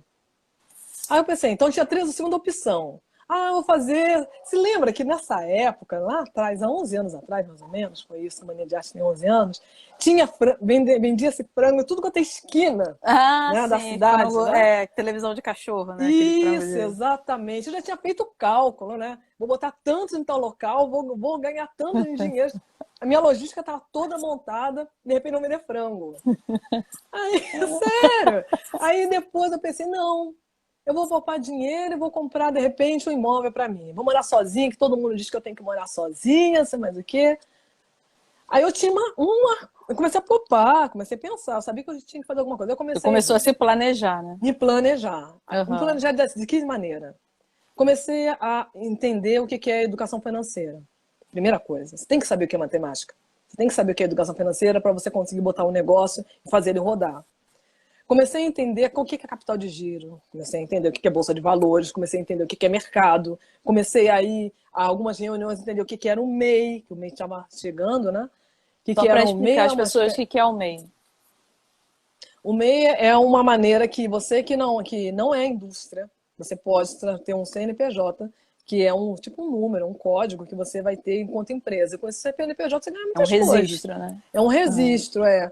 Quem precisa de carro consegue ter desconto de carro, por exemplo. Não é o meu caso, mas Uhum, para quem vai fazer uma empresa para lavar cachorros, dar banho de cachorro, você precisa ter um uhum, cachorro, um carro para transportar. Então o carro passeio da empresa não é o seu, né? E eu aham. me preparei nesse sentido, todo teórico.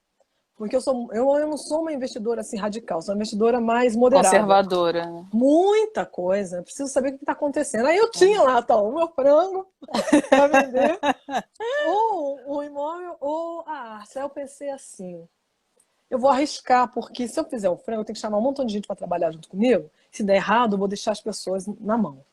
É melhor Aham. fazer alguma coisa que eu vou bancar. Nesse sentido, eu sou muito meio radical. As pessoas podem chamar de individualista, é um pensamento, mas de maneira que eu não quero prejudicar ninguém. Se Aham. eu ia investir em um negócio, se não desse certo, eu que ia quebrar, não ia ter problema Aham. nenhum, Não e ia, muita outras gente pessoas não quebra. iam ser prejudicadas. Exatamente. Aí eu fui viajar, falei, quer saber, eu vou viajar. Você lembra que eu chamei você para viajar? Ele falou, tipo, vamos para Paris, vamos para Paris, vamos para Paris. Está acabando de fazer meu curso de francês, vou gastar um Ah, francês em Paris. Fui para Paris, chegando em Paris, eu comecei a observar nos bares, nas lanchonetes, não que a gente beba alcoólica, não. Que a gente para beber, comprar água, comprar alguma coisa assim. aham. E a gente comecei a perceber que o dono é o mesmo cara que limpa, é o mesmo cara que te serve, é o mesmo cara que recebe o seu dinheiro. Se o dono é capaz de fazer tudo isso sozinho, olha quanto de economia de pessoas que ele poupa. Aí eu comecei a observar os ateliês. O que é ateliê? O que é um ensino de arte? O que os outros ateliês não estão fazendo? Ah, o ensino de arte tem que ser um padrãozinho, assim, assim, assim, assado. Por que não pode ser outras coisas? Por que o meu aluno não posso pegar um cara que precisa só melhorar a tatuagem dele, que ele desenha torto? Uhum. E aí eu comecei a montar o curso.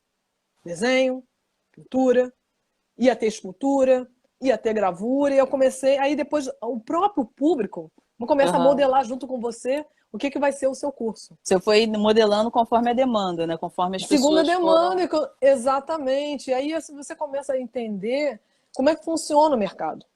Que o mercado não vai ser. Você pensa logo, poxa, vou abrir um negócio, meus parentes vão comprar, meu vizinho vai comprar. Não, não é assim. Nem Jesus Cristo fez sucesso na terra dele, né? Ele teve que andar, teve que rodar. E a mesma coisa para qualquer empresário. Ele não pode contar com que os amigos estão batendo. Ah, gostei, fui lá no seu vernissário, gostei. Não é assim. O comércio é maior, o produto é maior, e você tem que vender. Estou perguntando de Ficomania de Arte, daqui a pouco a gente fala de Ficomania de Arte, fica aqui em Niterói.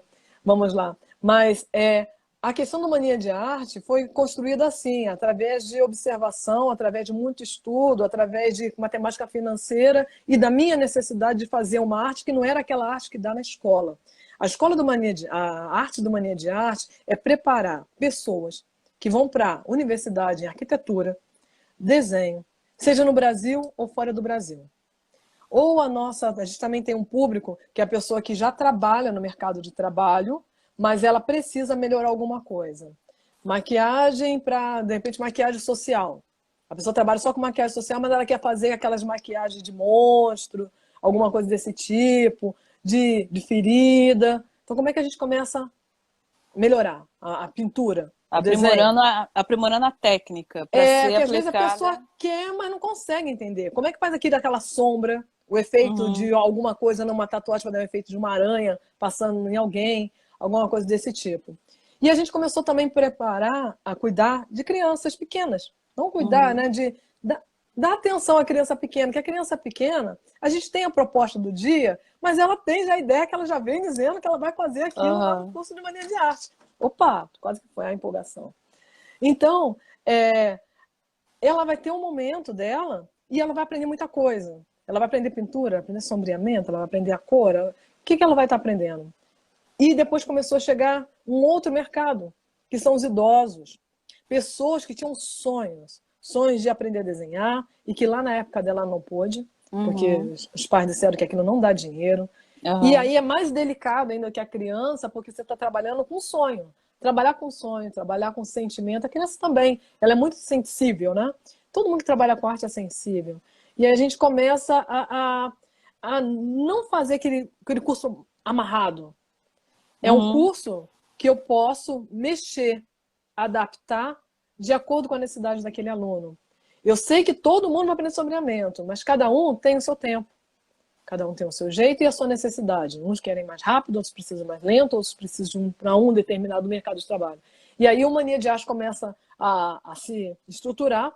Claro que nos primeiros meses tinha que ter um capital de giro, que foi a poupança de anos anteriores, de momentos, anos não, de meses anteriores, preparando para aquilo. E depois ele começou a caminhar. É como se fosse um filho, né? Ele é gerado, ele é pensado, depois ele começa a crescer, ter perninha, e daqui a pouco ele está andando por si só, que esse é o nosso objetivo mais à frente. Tanto que o Mania de Arte não se chama Ateliê Liliane Tereza. É Mania de Arte. Eu vou passar, não sei se ele vai ficar, né? Uhum. Aí ele vai ter a sua própria sustentação. A ideia é essa também. De As repente, ter pessoas aqui, filiais. as pessoas estão falando que o curso é maravilhoso, pessoas mandando beijo. É, você está falando da questão de empreender, assim, né? A gente falou sobre o desafio da educação artística de modo geral. E, sim, eu queria que você comentasse o que você considera, pelo menos, os principais desafios de se empreender no Brasil hoje. Principalmente numa área que é bastante delicada, que é a área da educação, né? Porque e isso juntando também com a reflexão de que, infelizmente, no Brasil as pessoas não valorizam muito a arte, né? No sentido que as pessoas não querem pagar um valor X por uma obra de arte, por um ingresso de um evento ou de um curso, ironicamente, às vezes gastam muito mais do que isso no final de semana com cerveja, né? Por exemplo. Então, eu queria que você comentasse, enquanto empreendedora, qual é o principal desafio, os principais desafios que você vê no Brasil atual de se empreender. A gente já começa com o preparo do próprio empreendedor, né? Às vezes ele perde muito dinheiro porque ele começa a deixar coisas para outras pessoas fazerem, né? Ele tem que estar ali de olho no próprio trabalho que ele está fazendo. Ele tem que se preparar. Não tem outra maneira. Ele vai trabalhar pra caramba. O dono é o que mais trabalha. Não é aquele. Se você tem um funcionário, ele tem hora para sair, hora para sair, chegar. Você é a Uhum, dona, você não tem hora para chegar, não tem hora para sair. Tem hora de chegar, mas não tem hora para sair. uhum, Você está dormindo, de repente alguém está te mandando alguma coisa, você tem que responder, ou responde no dia seguinte. Que a gente está começando a aprender isso, que é coisa difícil, né? uhum, Que senão você vai uhum. começar a E misturar trabalho ter e um casa. horário, né? Começar a ter disciplina para isso. E aí você falou agora uma coisa, tem que ter disciplina. Não só no Brasil, em qualquer parte do mundo, você tem que ter disciplina. Sem disciplina você não faz nada. Sem disciplina você não consegue estudar para um concurso. Sem disciplina e organização você não consegue se preparar. Você está se formando, se formou, e daí? Como é que você vai fazer para correr atrás do seu emprego? Você vai ficar com o diploma esperando alguém vir te buscar? Não. Então você tem que ter disciplina, você tem que ter planejamento, você tem que se organizar. E esse tipo de conversa que eu estou tendo com você, eu tenho com meus alunos que estão indo para a faculdade. Uhum, A gente recebe ele, né?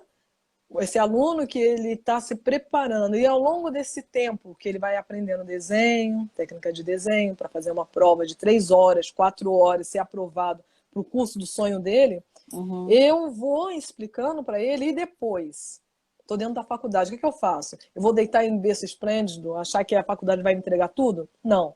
O currículo vai ser igual para todos os coleguinhas da sala. Você tem que fazer o seu diferencial. A mesma coisa o empresário. Ele tem que ter diferencial. Ele tem que todo ano ir modificando. Críticas são importantes. Críticas tanto positivas quanto negativas são importantes para você medir o termômetro, né, do seu trabalho. E o aluno que sai, que vai para uma Mania de Arte, a gente está sempre pensando que a gente não é um aluno, não é uma criança, não. Ele tem sonhos, a gente conversa com aula de criança, não uma aula tipo de mimos. A gente conversa porque é criança, mas eles têm tanta coisa para falar sobre o trabalho deles com uma tanta seriedade quanto uhum, aquele que está indo para fora do Brasil com o mercado de trabalho. Tá? Aquele que está se preparando para entrar na UFRJ.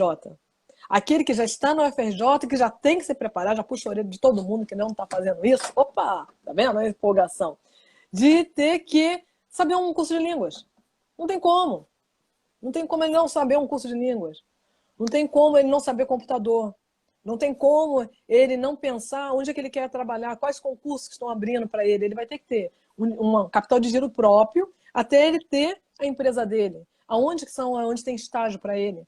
Ele tem que começar a pensar nessa logística. Ele tem que ter visão de águia, olhar lá na frente. Esse é o pensamento de um empresário. E o desafio hoje no Brasil é essa questão do dinheiro. Porque com a pandemia quebrou todo mundo. Quem não estava organizado está pior ainda. No Brasil, a gente observa muito que os empresários brasileiros trabalham no limite. Uhum. E mistura ainda a sua renda com a renda da casa. Não pode. A renda do trabalho da empresa, da sua casa, da sua casa.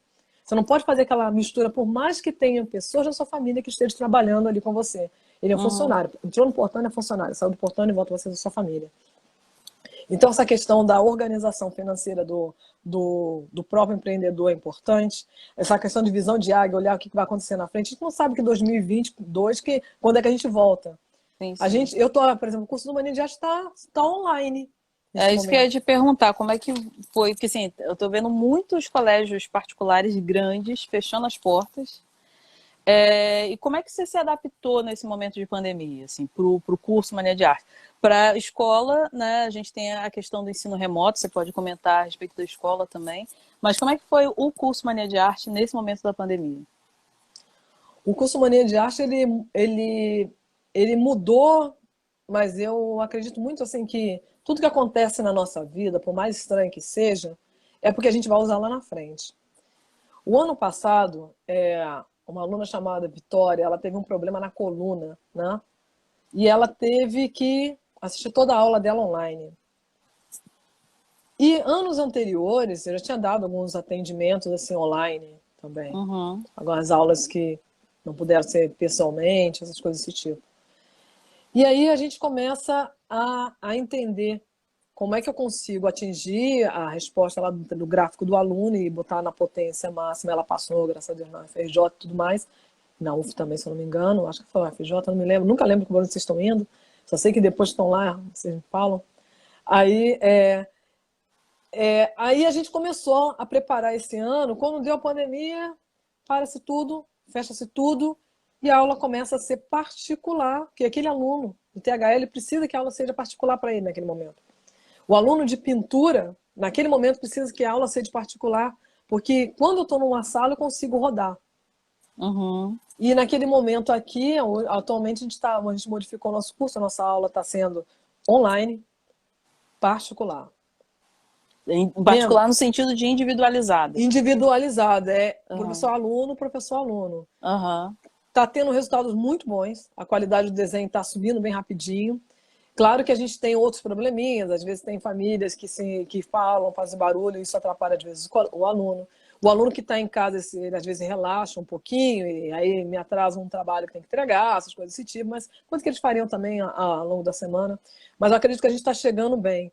E se realmente o que alguns tá conversando com um aluno que pode ser, ele comentou que talvez na UF venha uma prova de THE online, ou se não, se a prova de THE vai ser ao vivo e a cores ali, no desenho ao vivo e não numa sala de aula, estão soltos pela faculdade, não sei como é que vai ser isso. Uhum.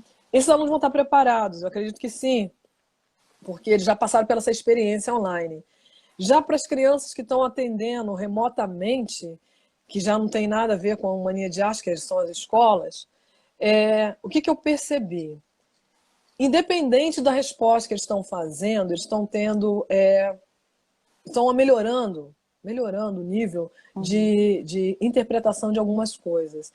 O nível que vinha do sexto ano, os outros anos anteriores, para entender algo, era muito devagar.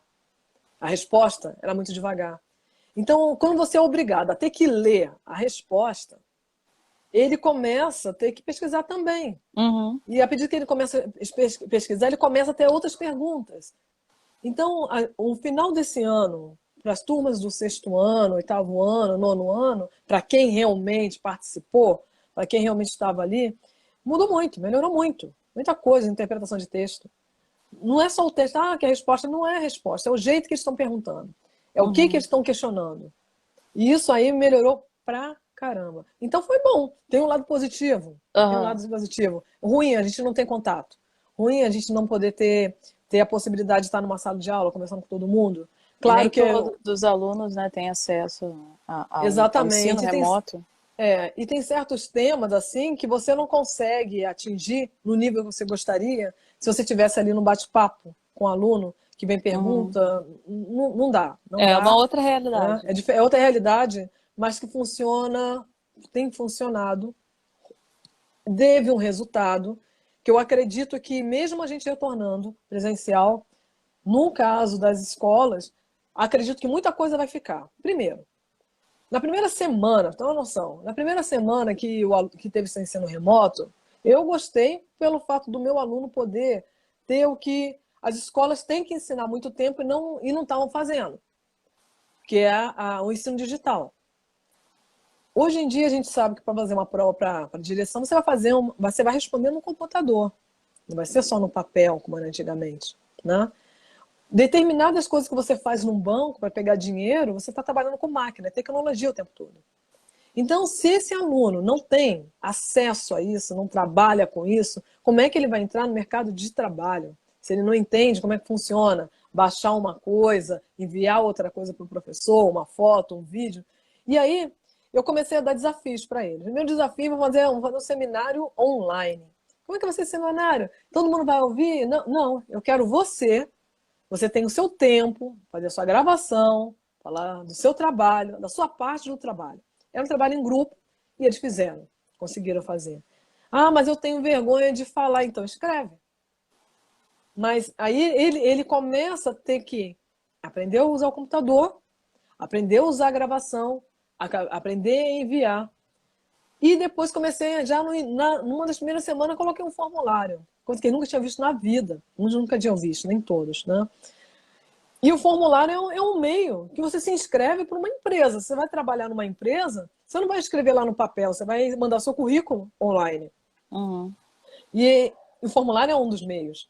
Então a criança começa a aprender quais são as linguagens da tecnologia que o ensino remoto permitiu ela conhecer. Uhum. Que talvez se não tivesse acontecido isso, ela só ia ver lá na frente, talvez, e alguém ia fazer para ela. Hoje ela pode ajudar até a mãe dela. Hoje agora está vendo que agora a gente pode justificar o voto no celular.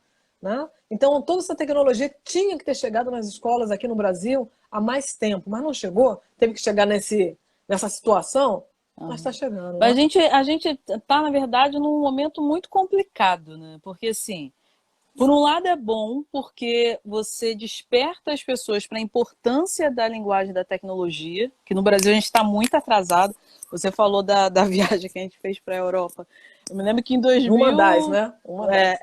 acho que em 2009, sei lá, né, uma delas, a gente já via toda uma tecnologia, né, de inteligência artificial, sei lá, no Parlamento Europeu, de você, né, ir na exposição completamente tecnológica, ou você ir no mercado onde não tinha caixa, você que passava suas Exatamente. compras, um posto de gasolina sem frentista, que você É. ia lá, enchia o seu tanque, você pagava, não tinha ninguém mais ali. Por um lado, eu acho que essa discussão do Brasil se inserir no mundo tecnológico é bom. Mas, por outro lado, a gente tem um Brasil que ainda está no tempo das cavernas. Escolas Excluindo que não muita têm, gente. É. escolas que muitas vezes não têm muito mal energia elétrica. Você tem um Brasil onde está se exigindo o uso da tecnologia, mas as escolas, para nós professores, nós não tivemos nenhum tipo de auxílio tecnológico. Tem muitos professores que não sabem mexer na tecnologia. A gente não teve nenhum tipo de questão de financeira para comprar um computador. Por exemplo, no meu caso, meu computador estava quebrado, tive que usar da minha mãe emprestado. Né? A gente está bancando isso, né? A gente está se inserindo nesse mundo tecnológico, mas bancando com o nosso próprio bolso. Acho que isso também é uma questão complicada. É interessante o despertar das pessoas para uma coisa que o Brasil está muito atrasado, obviamente, mas, por outro lado, a gente está indo, como quase tudo no Brasil, de forma meio que capenga, meio que precária, né? A gente faz tudo meio no empurrão. Tem que ir, então vamos embora. Mas, assim, Não há né, uma organização, um planejamento, as escolas não foram preparadas para isso, os professores não foram preparados para isso, os alunos, consequentemente, não foram. Mas, voltando para cá, para né, a nossa live. A gente estava falando sobre essa questão, né, do ensino de educação artística, do seu curso, e falando sobre a desvalorização da arte no modo geral. Aí eu pergunto para você uma pergunta que eu também fiz para o professor Alexandre, que também é da área de educação artística.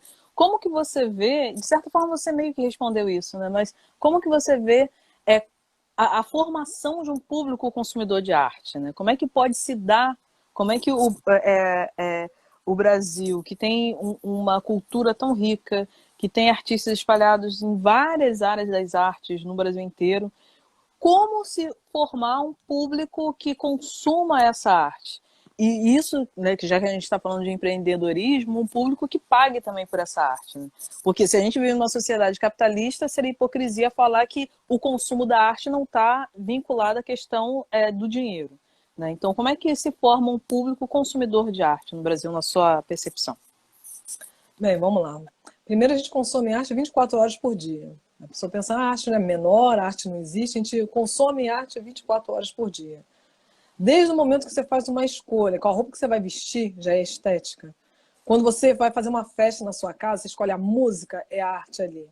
Quando uma pessoa faz uma apresentação, uma empresa vai fazer uma apresentação de um produto, ele precisa de um design e vai botar naquele site. Ele precisa de um arquiteto, de repente, para melhorar alguma coisa. E aí, o tempo todo, a gente está embutindo arte. O brasileiro gosta de coisa bonita. Isso é uma coisa boa. Então, já tem uma abertura para compras. Começa por aí nessa área da estética. Ele nem pensa que ele é bom ou ruim. É bonito, ele vai comprar. Infelizmente, como a gente não faz uma formação muito bem feita desse público de arte, a formação do público de arte atualmente está sendo feita pela mídia. Não importa se o cantor canta bem ou canta mal. Ah, mas ele tem um monte de seguidores, ele é convidado, ele é premiado. E às vezes o número de seguidores pode ser comprado. A gente sabe que isso existe. A gente pode comprar quantos seguidores você quiser. Existe um mercado para compra de seguidores. E aí você deixa de consumir um produto de alta qualidade ou premiar um artista de alta qualidade em busca de uma mídia. Se a gente começar a trabalhar arte e mídia na escola, discutir essa questão da mídia na escola e formar um público crítico, e ele só vai ser crítico se ele conhecer a história da arte, ele só vai ser crítico se a gente discutir filosofia, estética, história, dentro de um mesmo prisma. A gente está falando de uma canetinha lá, e essa caneta foi feita em que época, para quem, por quanto custa, quanto ela poderia custar, e a gente está formando aí sim um público crítico. Se a gente tivesse um público crítico, eu acredito que a gente não teria celulares tão ruins. Eu acredito que a nossa qualidade da internet seria muito melhor, porque a gente ia começar a reclamar. O público crítico reclama, o público crítico não aceita qualquer não coisa. aceita qualquer coisa. Não aceita que qualquer um faça. Não tem essa história que qualquer um faz. A gente ainda está numa situação pior do que daquela frase faça você mesmo. A gente está achando que qualquer um faz. Qualquer um não levanta uma casa. Não é qualquer um que vai levantar uma casa, botar um tijolo certinho. Não é qualquer um que, quando montar aquela casa, vai dar uma sensação de bem-estar, que isso aí já começa na área da arquitetura. Não é qualquer um que vai fazer falando de caneta, vai fazer uma pega bacana. Isso é designer. É o pessoal da engenharia. Então, não é qualquer um. Para todas as áreas, tem aquela pessoa que é especializada naquilo.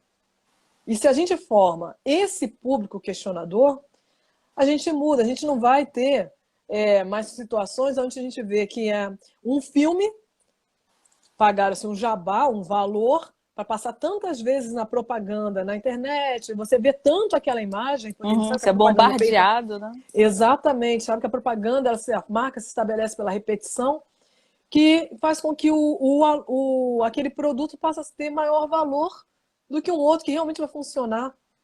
A gente ia ter uma qualidade de produto muito melhor em tudo, desde o papel higiênico que a gente usa, até um celular que você vai comprar com preço justo.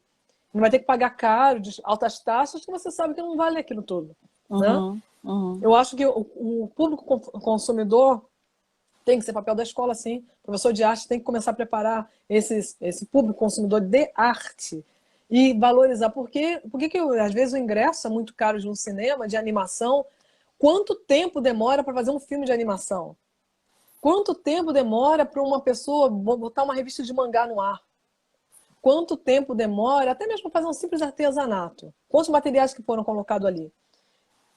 E aí a gente começa a entender a lógica de mercado. Quando a gente percebe que é um jabá, um produto vendido pela mídia, ou quando é um produto que tem realmente potencial ali. O público de arte brasileira não está só no Brasil, no teu bairro, né? O público de arte brasileira começa a atravessar de um estado para o outro.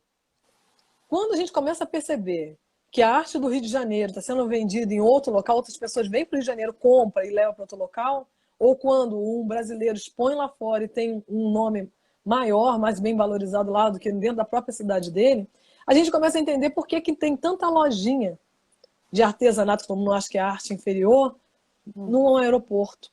Porque tem tanta feirinha para turista. Esse povo já sabe que isso vale dinheiro. Mas o artesão, ele está vendendo aquele produto dele por menos de R$1. Porque ele não tem conhecimento do produto dele no mercado. Ele não tem como chegar no mercado. Então aí entra a propaganda. Já que ele tem a mídia, vai fazer propaganda na internet, vai usar Facebook, vai fazer divulgação, vai ver meios de como mandar aquele produto dele, ele mesmo, para o Brasil inteiro, ele mesmo para fora. E não ter atravessadores. Porque o atravessador, o comerciante, é aquele cara que vai comprar o produto, não foi ele que fez, vai botar na lojinha e vai vender o preço daquele público, daquele espaço. Né? Então a gente começa a formar o público de arte na escola, assim, não pode ser através da mídia, só pela mídia, né? Acho que é mais ou menos isso, assim. E assim, meio a gente já se dirigindo para já deve estar dando quase 2, né? para a gente estar se dirigindo para o final da nossa live, indo mais para um aspecto pessoal, assim, uma pergunta que eu tenho feito para as outras pessoas também, porque a ideia das lives é principalmente focada para os alunos, né? Para os alunos verem pessoas que têm coisas interessantes para informar, e nessa preocupação da pandemia, dos alunos estarem muito tempo afastados da escola, dos professores, e eles pensarem, né, do que você falou durante a live, na questão da educação. Então, assim, queria que você meio que compartilhasse aqui o que você acha, quais foram as suas escolhas educacionais e profissionais que levaram a menina Liliane a se formar a empreendedora, a empresária, a professora Liliane, a pós-graduada Liliane. Então, assim, qual as escolhas que você acha que foram importantes para essa trajetória, né? Da menina para a empresária, para a professora? Existem as nossas escolhas, existem, às vezes, o caminho que a história da nossa vida vai levando a gente, né? Se for pensar nesse plano astral, papai sonhou, não achava que ele tinha que ser um artista se ele não fosse jogador de futebol. Achava. Desenhava mal pra caraca, mas achava. Mas a mamãe sempre incentivou, através da arte, fazer muitas coisas, né? Eu ia tudo quanto é curso que ela ia, de pintura, de artesanato, tudo que ela se metia, eu estava lá, né? De artesanato. Fora que a questão da gente ficar viajando pelo vários estados do Brasil, pela profissão dele, me fez conhecer muitos movimentos culturais. Lá no São Luís do Maranhão, o Boa Meu Boi. Se você vai para o sul, você tem já outro ritmo. Você está em São Paulo, você pega a catira. Está no Rio de Janeiro, você começa ouve o samba. Então, você tem um turbilhão de informação cultural. De referência que você não sabe de onde está vindo, o que é aquilo. Você sabe que mexe com você, mas não sabe bem o que é. Então, isso são trajetórias. E escolha, eu sabia que eu queria alguma coisa que estava envolvido com desenho. Eu amo desenhar, adoro desenhar. Tinha que estar envolvido com desenho. E eu amo viajar, são duas coisas que eu gosto. Aí eu pensei, bem, você é aeromoça? Tem aeromoça preta? Difícil, eu não achei que não tinha aeromoça preta, o que eu ia fazer com o meu cabelo? Né? Aí eu pensei, mas aí eu comecei a estudar o que faz a aeromoça. A aeromoça, ela tadinha. Tadinha não, né? É a profissão. Muitas vezes ela conhece o mundo inteiro de descer e subir, mas ela não teve tempo de conhecer a cidade. Não era isso que eu queria passear lá. Aí eu comecei a procurar o que eu posso fazer na área de desenho que possa dar dinheiro para poder atingir o que eu quero. Aí eu resolvi, você serviço, vou fazer desenho geométrico, serviço militar.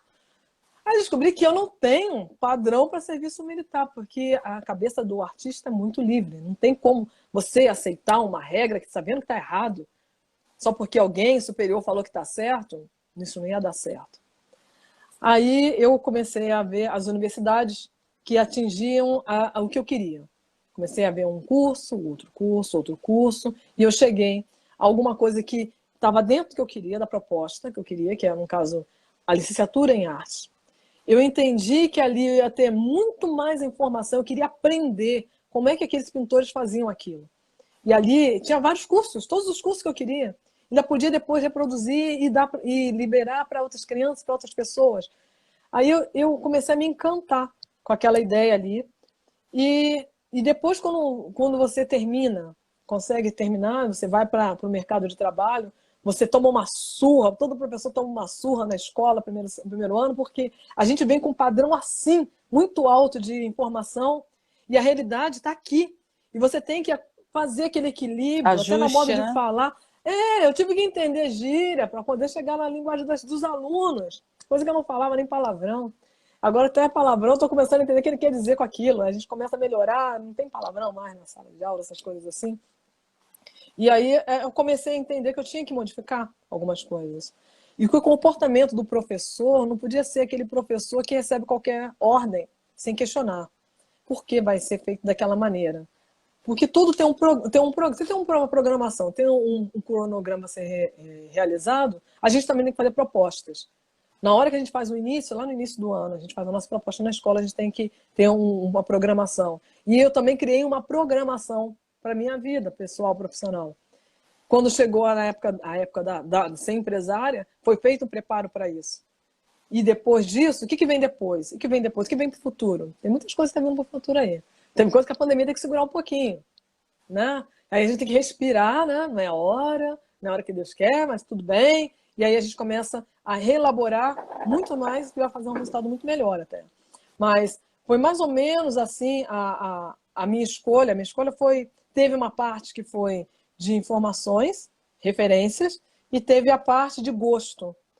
Eu sou muito feliz com o que eu faço. Eu acho que quando você é feliz, aquilo dá certo. Aquilo dá certo. Você tem que saber também o valor do seu trabalho. Não é porque a gente pensa muito que professor tem que ser piedoso e que tem que fazer as coisas de graça. Não existe isso. Tudo tem preço, tudo tem preço. Um professor de matemática, o conhecimento que ele tem, ele não pode ficar dando esse serviço de graça. É um serviço. Ele tem que cobrar. Até porque o que é feito de graça não é valorizado. O que você dá de graça não é valorizado. Nem que seja R$ 1. Para a pessoa entender que tem um valor ali por trás. Mas o conhecimento foi que realmente o que me encantou, é o que eu queria fazer, eu amo fazer o que eu faço e tento passar essa paixão por todo mundo. Só que aí nem todo mundo vai para a minha área, né? Tem pessoa que vai para outra. Mas aí sempre está ali namorando com a arte de alguma maneira, né? Vendo a arte de uma maneira bem legal. As crianças também pequenas, eu quero mandar um beijão lá para as crianças da Sérgio Vieira de Mello, também do pessoal da Intercultural Brasil-México, estão por aí, passando por aí, chama de crianças, são rapazes e moças, outros são crianças pequenas mesmo. Também Né? tem seus alunos do curso aqui, a gente mandando Mania de arte, a galera beijo. do Mania de Arte que estão aí firme e forte também. Todos aqui dizendo saudade, mandando beijo, que você é maravilhosa. O meu sonho daqui a alguns anos aí, a gente pegar essa galera toda que está se formando pela UFRJ, pela UF lá fora também, fazer uma festa grandona do Mania de Arte, com eles já formados, de repente eles até montam a festa, organizam onde vai ser, essas coisas assim, fazer festão. Eu gosto de festão, então, quando é possível, né? Quando é possível, né? Quando não é possível, não dá. Nem No tão momento cedo não dá, agora. né? Não, você nem tão cedo, agora nem você não pode nem se ver, né? Só dando tchauzinho de longe.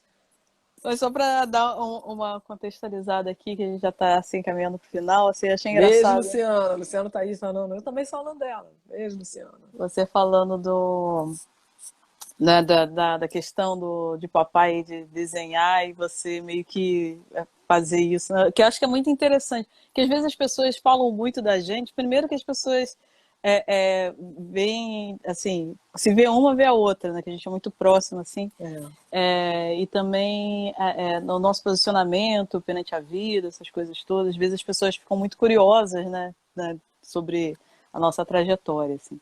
E que, só para dar uma contextualizada, assim, porque a gente, o nosso pai, ele era jogador de futebol, a gente não foi para a área dos esportes, nos anos Ele até 70, tentou. 80.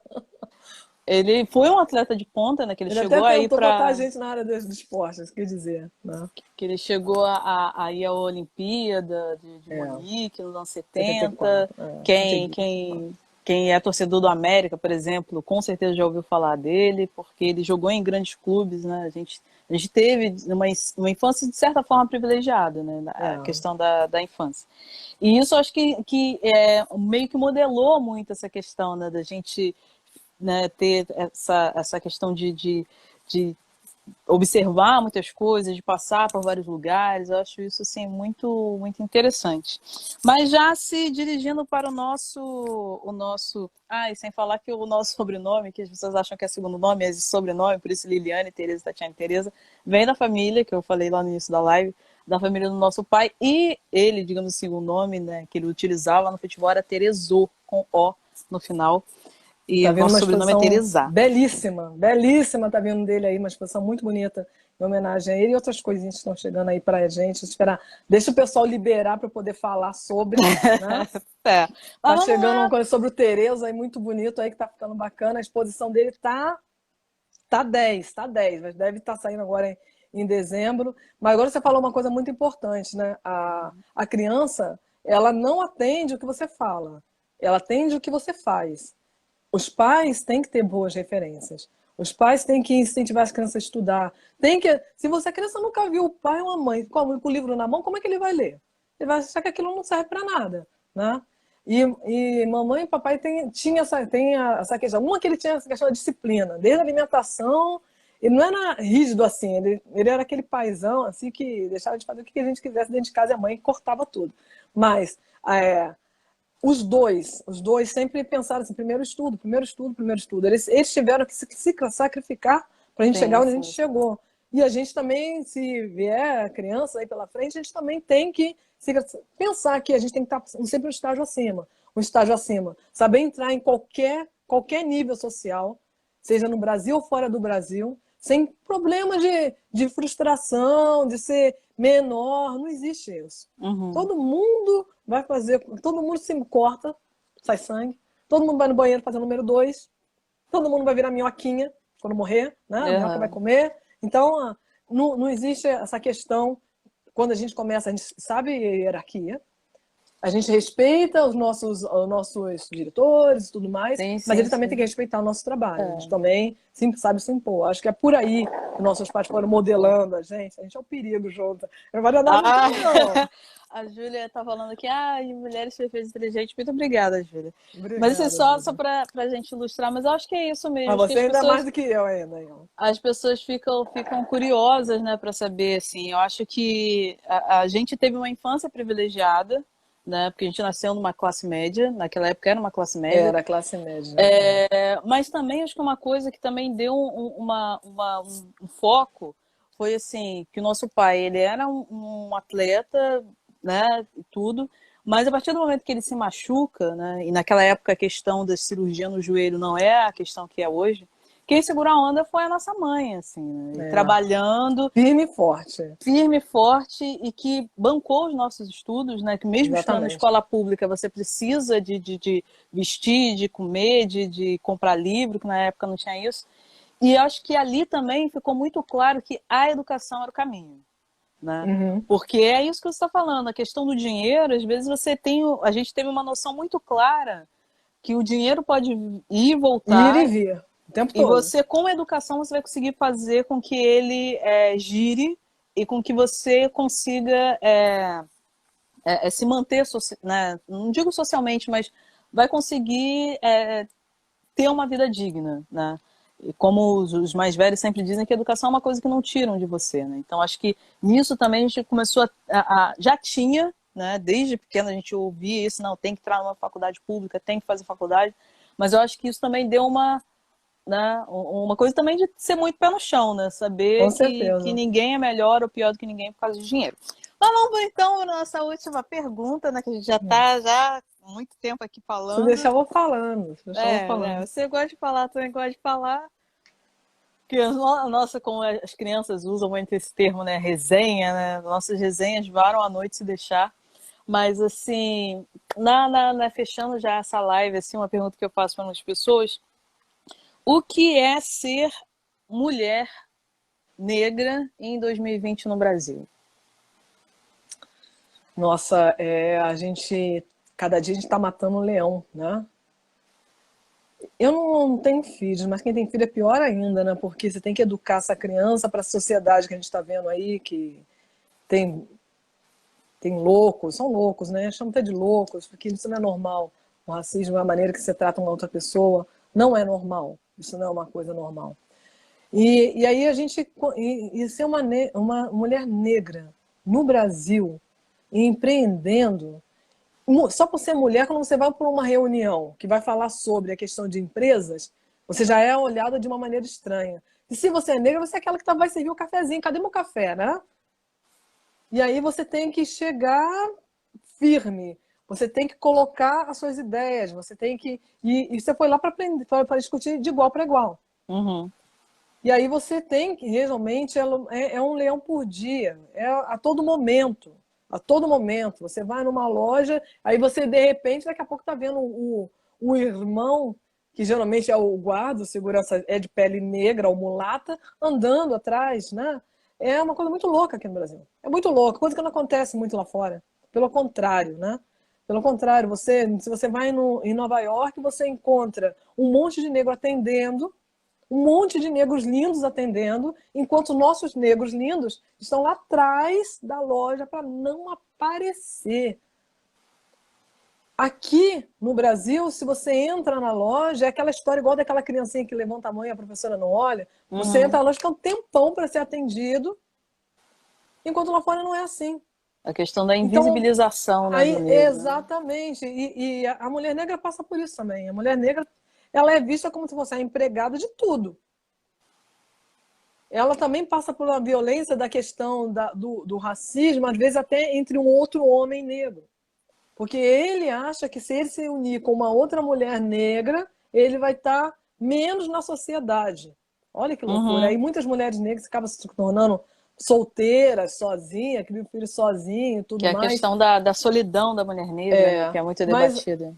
Mas tem uma coisa muito importante que as famílias que têm a mulher, né, com esse poder, essa força tremenda, muita coisa a gente passa por cima.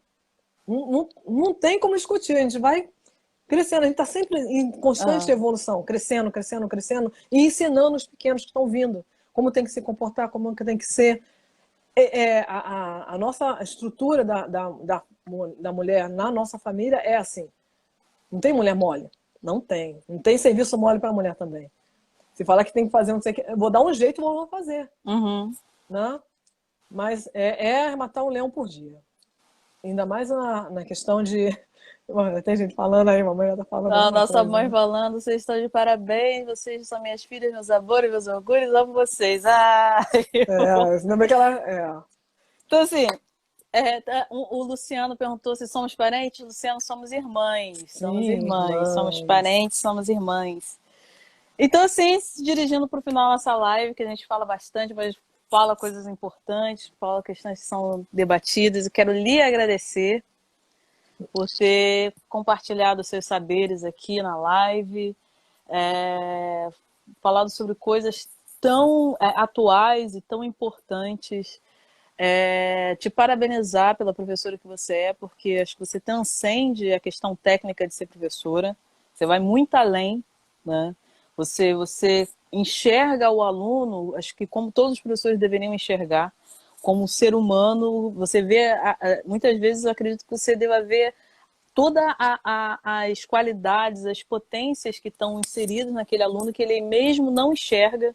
Eu acho que isso faz diferença. Acho que professores como você faz muita diferença na vida dos seus alunos. Eu acho que são professores como você que os alunos lembram pro resto da vida. E são exemplos sim, são referências sim. As pessoas aqui concordando comigo, dizendo que você é uma ótima professora. Eu tenho muito orgulho de ser sua irmã. Aprendo com você todos os dias. A gente troca muito e eu acho que, obviamente, minha vida é melhor por ter uma irmã como você. Ih, vai fazer Assim, chorar, hein? porque assim, acho que é uma coisa que tem que ser dita, né? Eu às vezes fico pensando muito nessa questão de em que família você vem, né? Em que família você nasce, quais são as pessoas que você convive, assim. Então, acho que a família que eu nasci foi uma família muito especial, assim. Você como minha irmã, você não está nessa live porque você é minha irmã, porque você é uma excelente profissional. É uma mulher que eu quero que as minhas alunas se inspirem, sim, que elas sejam mulheres tão importantes e tão conscientes como você. Então, assim, muito obrigada.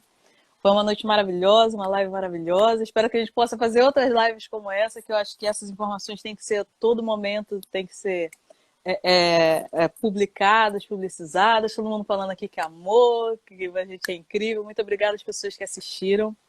Muito obrigada, Li. Assim, é sempre um aprendizado, sempre um aprendizado. E que venham mais momentos como esse, assim, para a gente poder conversar e trocar informações, que a gente sempre troca, mas aí levar essas informações para outras pessoas. Então falando assim, as lives também vão estar, as outras lives, essa live vai estar salva e as outras lives também estão aqui no Tempo de História. Eu quero agradecer as palavras todas aí, minha voz já era, mas duas coisas que você falou aí, uma questão dos alunos, né, que não estão hoje com a gente, porque por algum motivo econômico, que o ano que vem a gente vai se encontrar, se Deus quiser, vai modificar toda essa situação aí. E a questão também que você falou sobre a questão de ser irmã, né? Você foi a pessoa que eu escolhi, que também queria. Eu ficava enchendo o saco do papai e mamãe que tinha que vir, né? E quando veio assim. Veio para mostrar a que veio. E hoje a gente está conseguindo realizar uma coisa que eu queria fazer há muito tempo. A gente conseguir fazer é quase que uma aula junto, né? É Sim, quase uma sim. parceria junto, né? Tem muita coisa bacana aí que a gente pode fazer. A gente sempre faz coisas de vez em quando juntas aí, mas essa é mais uma possibilidade aí bem bacana. E eu quero convidar o pessoal que está chegando uma exposição aí da Intercultural Brasil-México. Convidar que em dezembro está saindo a exposição Terezo também, que está lindo demais. E as exposições que já estão rolando são uma exposição virtual, infelizmente. Em breve a gente vai estar fazendo profissional. E do Mania de Arte, que está chegando em dezembro, a exposição do Mania de Arte. Vai fazer 11 anos do Mania de Arte, então esses 11 anos vão ser comemorados de uma maneira bem bacana, que vai ficar registrado, porque você faz uma coisa virtual, fica para o resto da vida. Quero agradecer, Tati, por tudo, agradecer a todos que estão aqui e que as lives estão cada vez virando a minha cabeça de cabeça para baixo, todas são maravilhosas. Amanhã vem coisa boa aí também, falando da capoeira, quero ouvir mais ainda sobre o processo da capoeira. Obrigada por tudo mesmo, Tati, obrigada. Eu que agradeço as pessoas que estão acompanhando, as minhas alunas, Luana, Fabiola, saudade de vocês também, beijo para os meus alunos, para os alunos de Manda um Li, beijo muito para a mamãe. obrigada. Minha mãe, nossa mãe querida, que está acompanhando todas as lives, está dormindo tarde. Um beijo para você, nós amamos você de todo o coração. Muito obrigada às pessoas que estão aqui. Amanhã temos live, amanhã o horário é mais cedo, amanhã é 18 horas com o professor Wallace de Deus, ele foi o coordenador do inventário da capoeira para ela virar patrimônio cultural. Então, espero vocês aqui amanhã. Quinta-feira também tem live com a psicóloga Roberta, então muito obrigada às pessoas que estão assistindo. Muito bom. E assim, um prazer falar com você, um prazer estar fazendo essa troca e obrigada às pessoas que estão por aí, beijos a todos e vou encerrando por aqui. Tati. Tchau, tchau. Tchau, Até Carla. amanhã. Tchau, Carla, tchau. nossa prima. Tchau, Beijo, tchau, gente. tchau. Pessoal do Até Mania de amanhã. Arte. Beijão. Beijo. Tchau.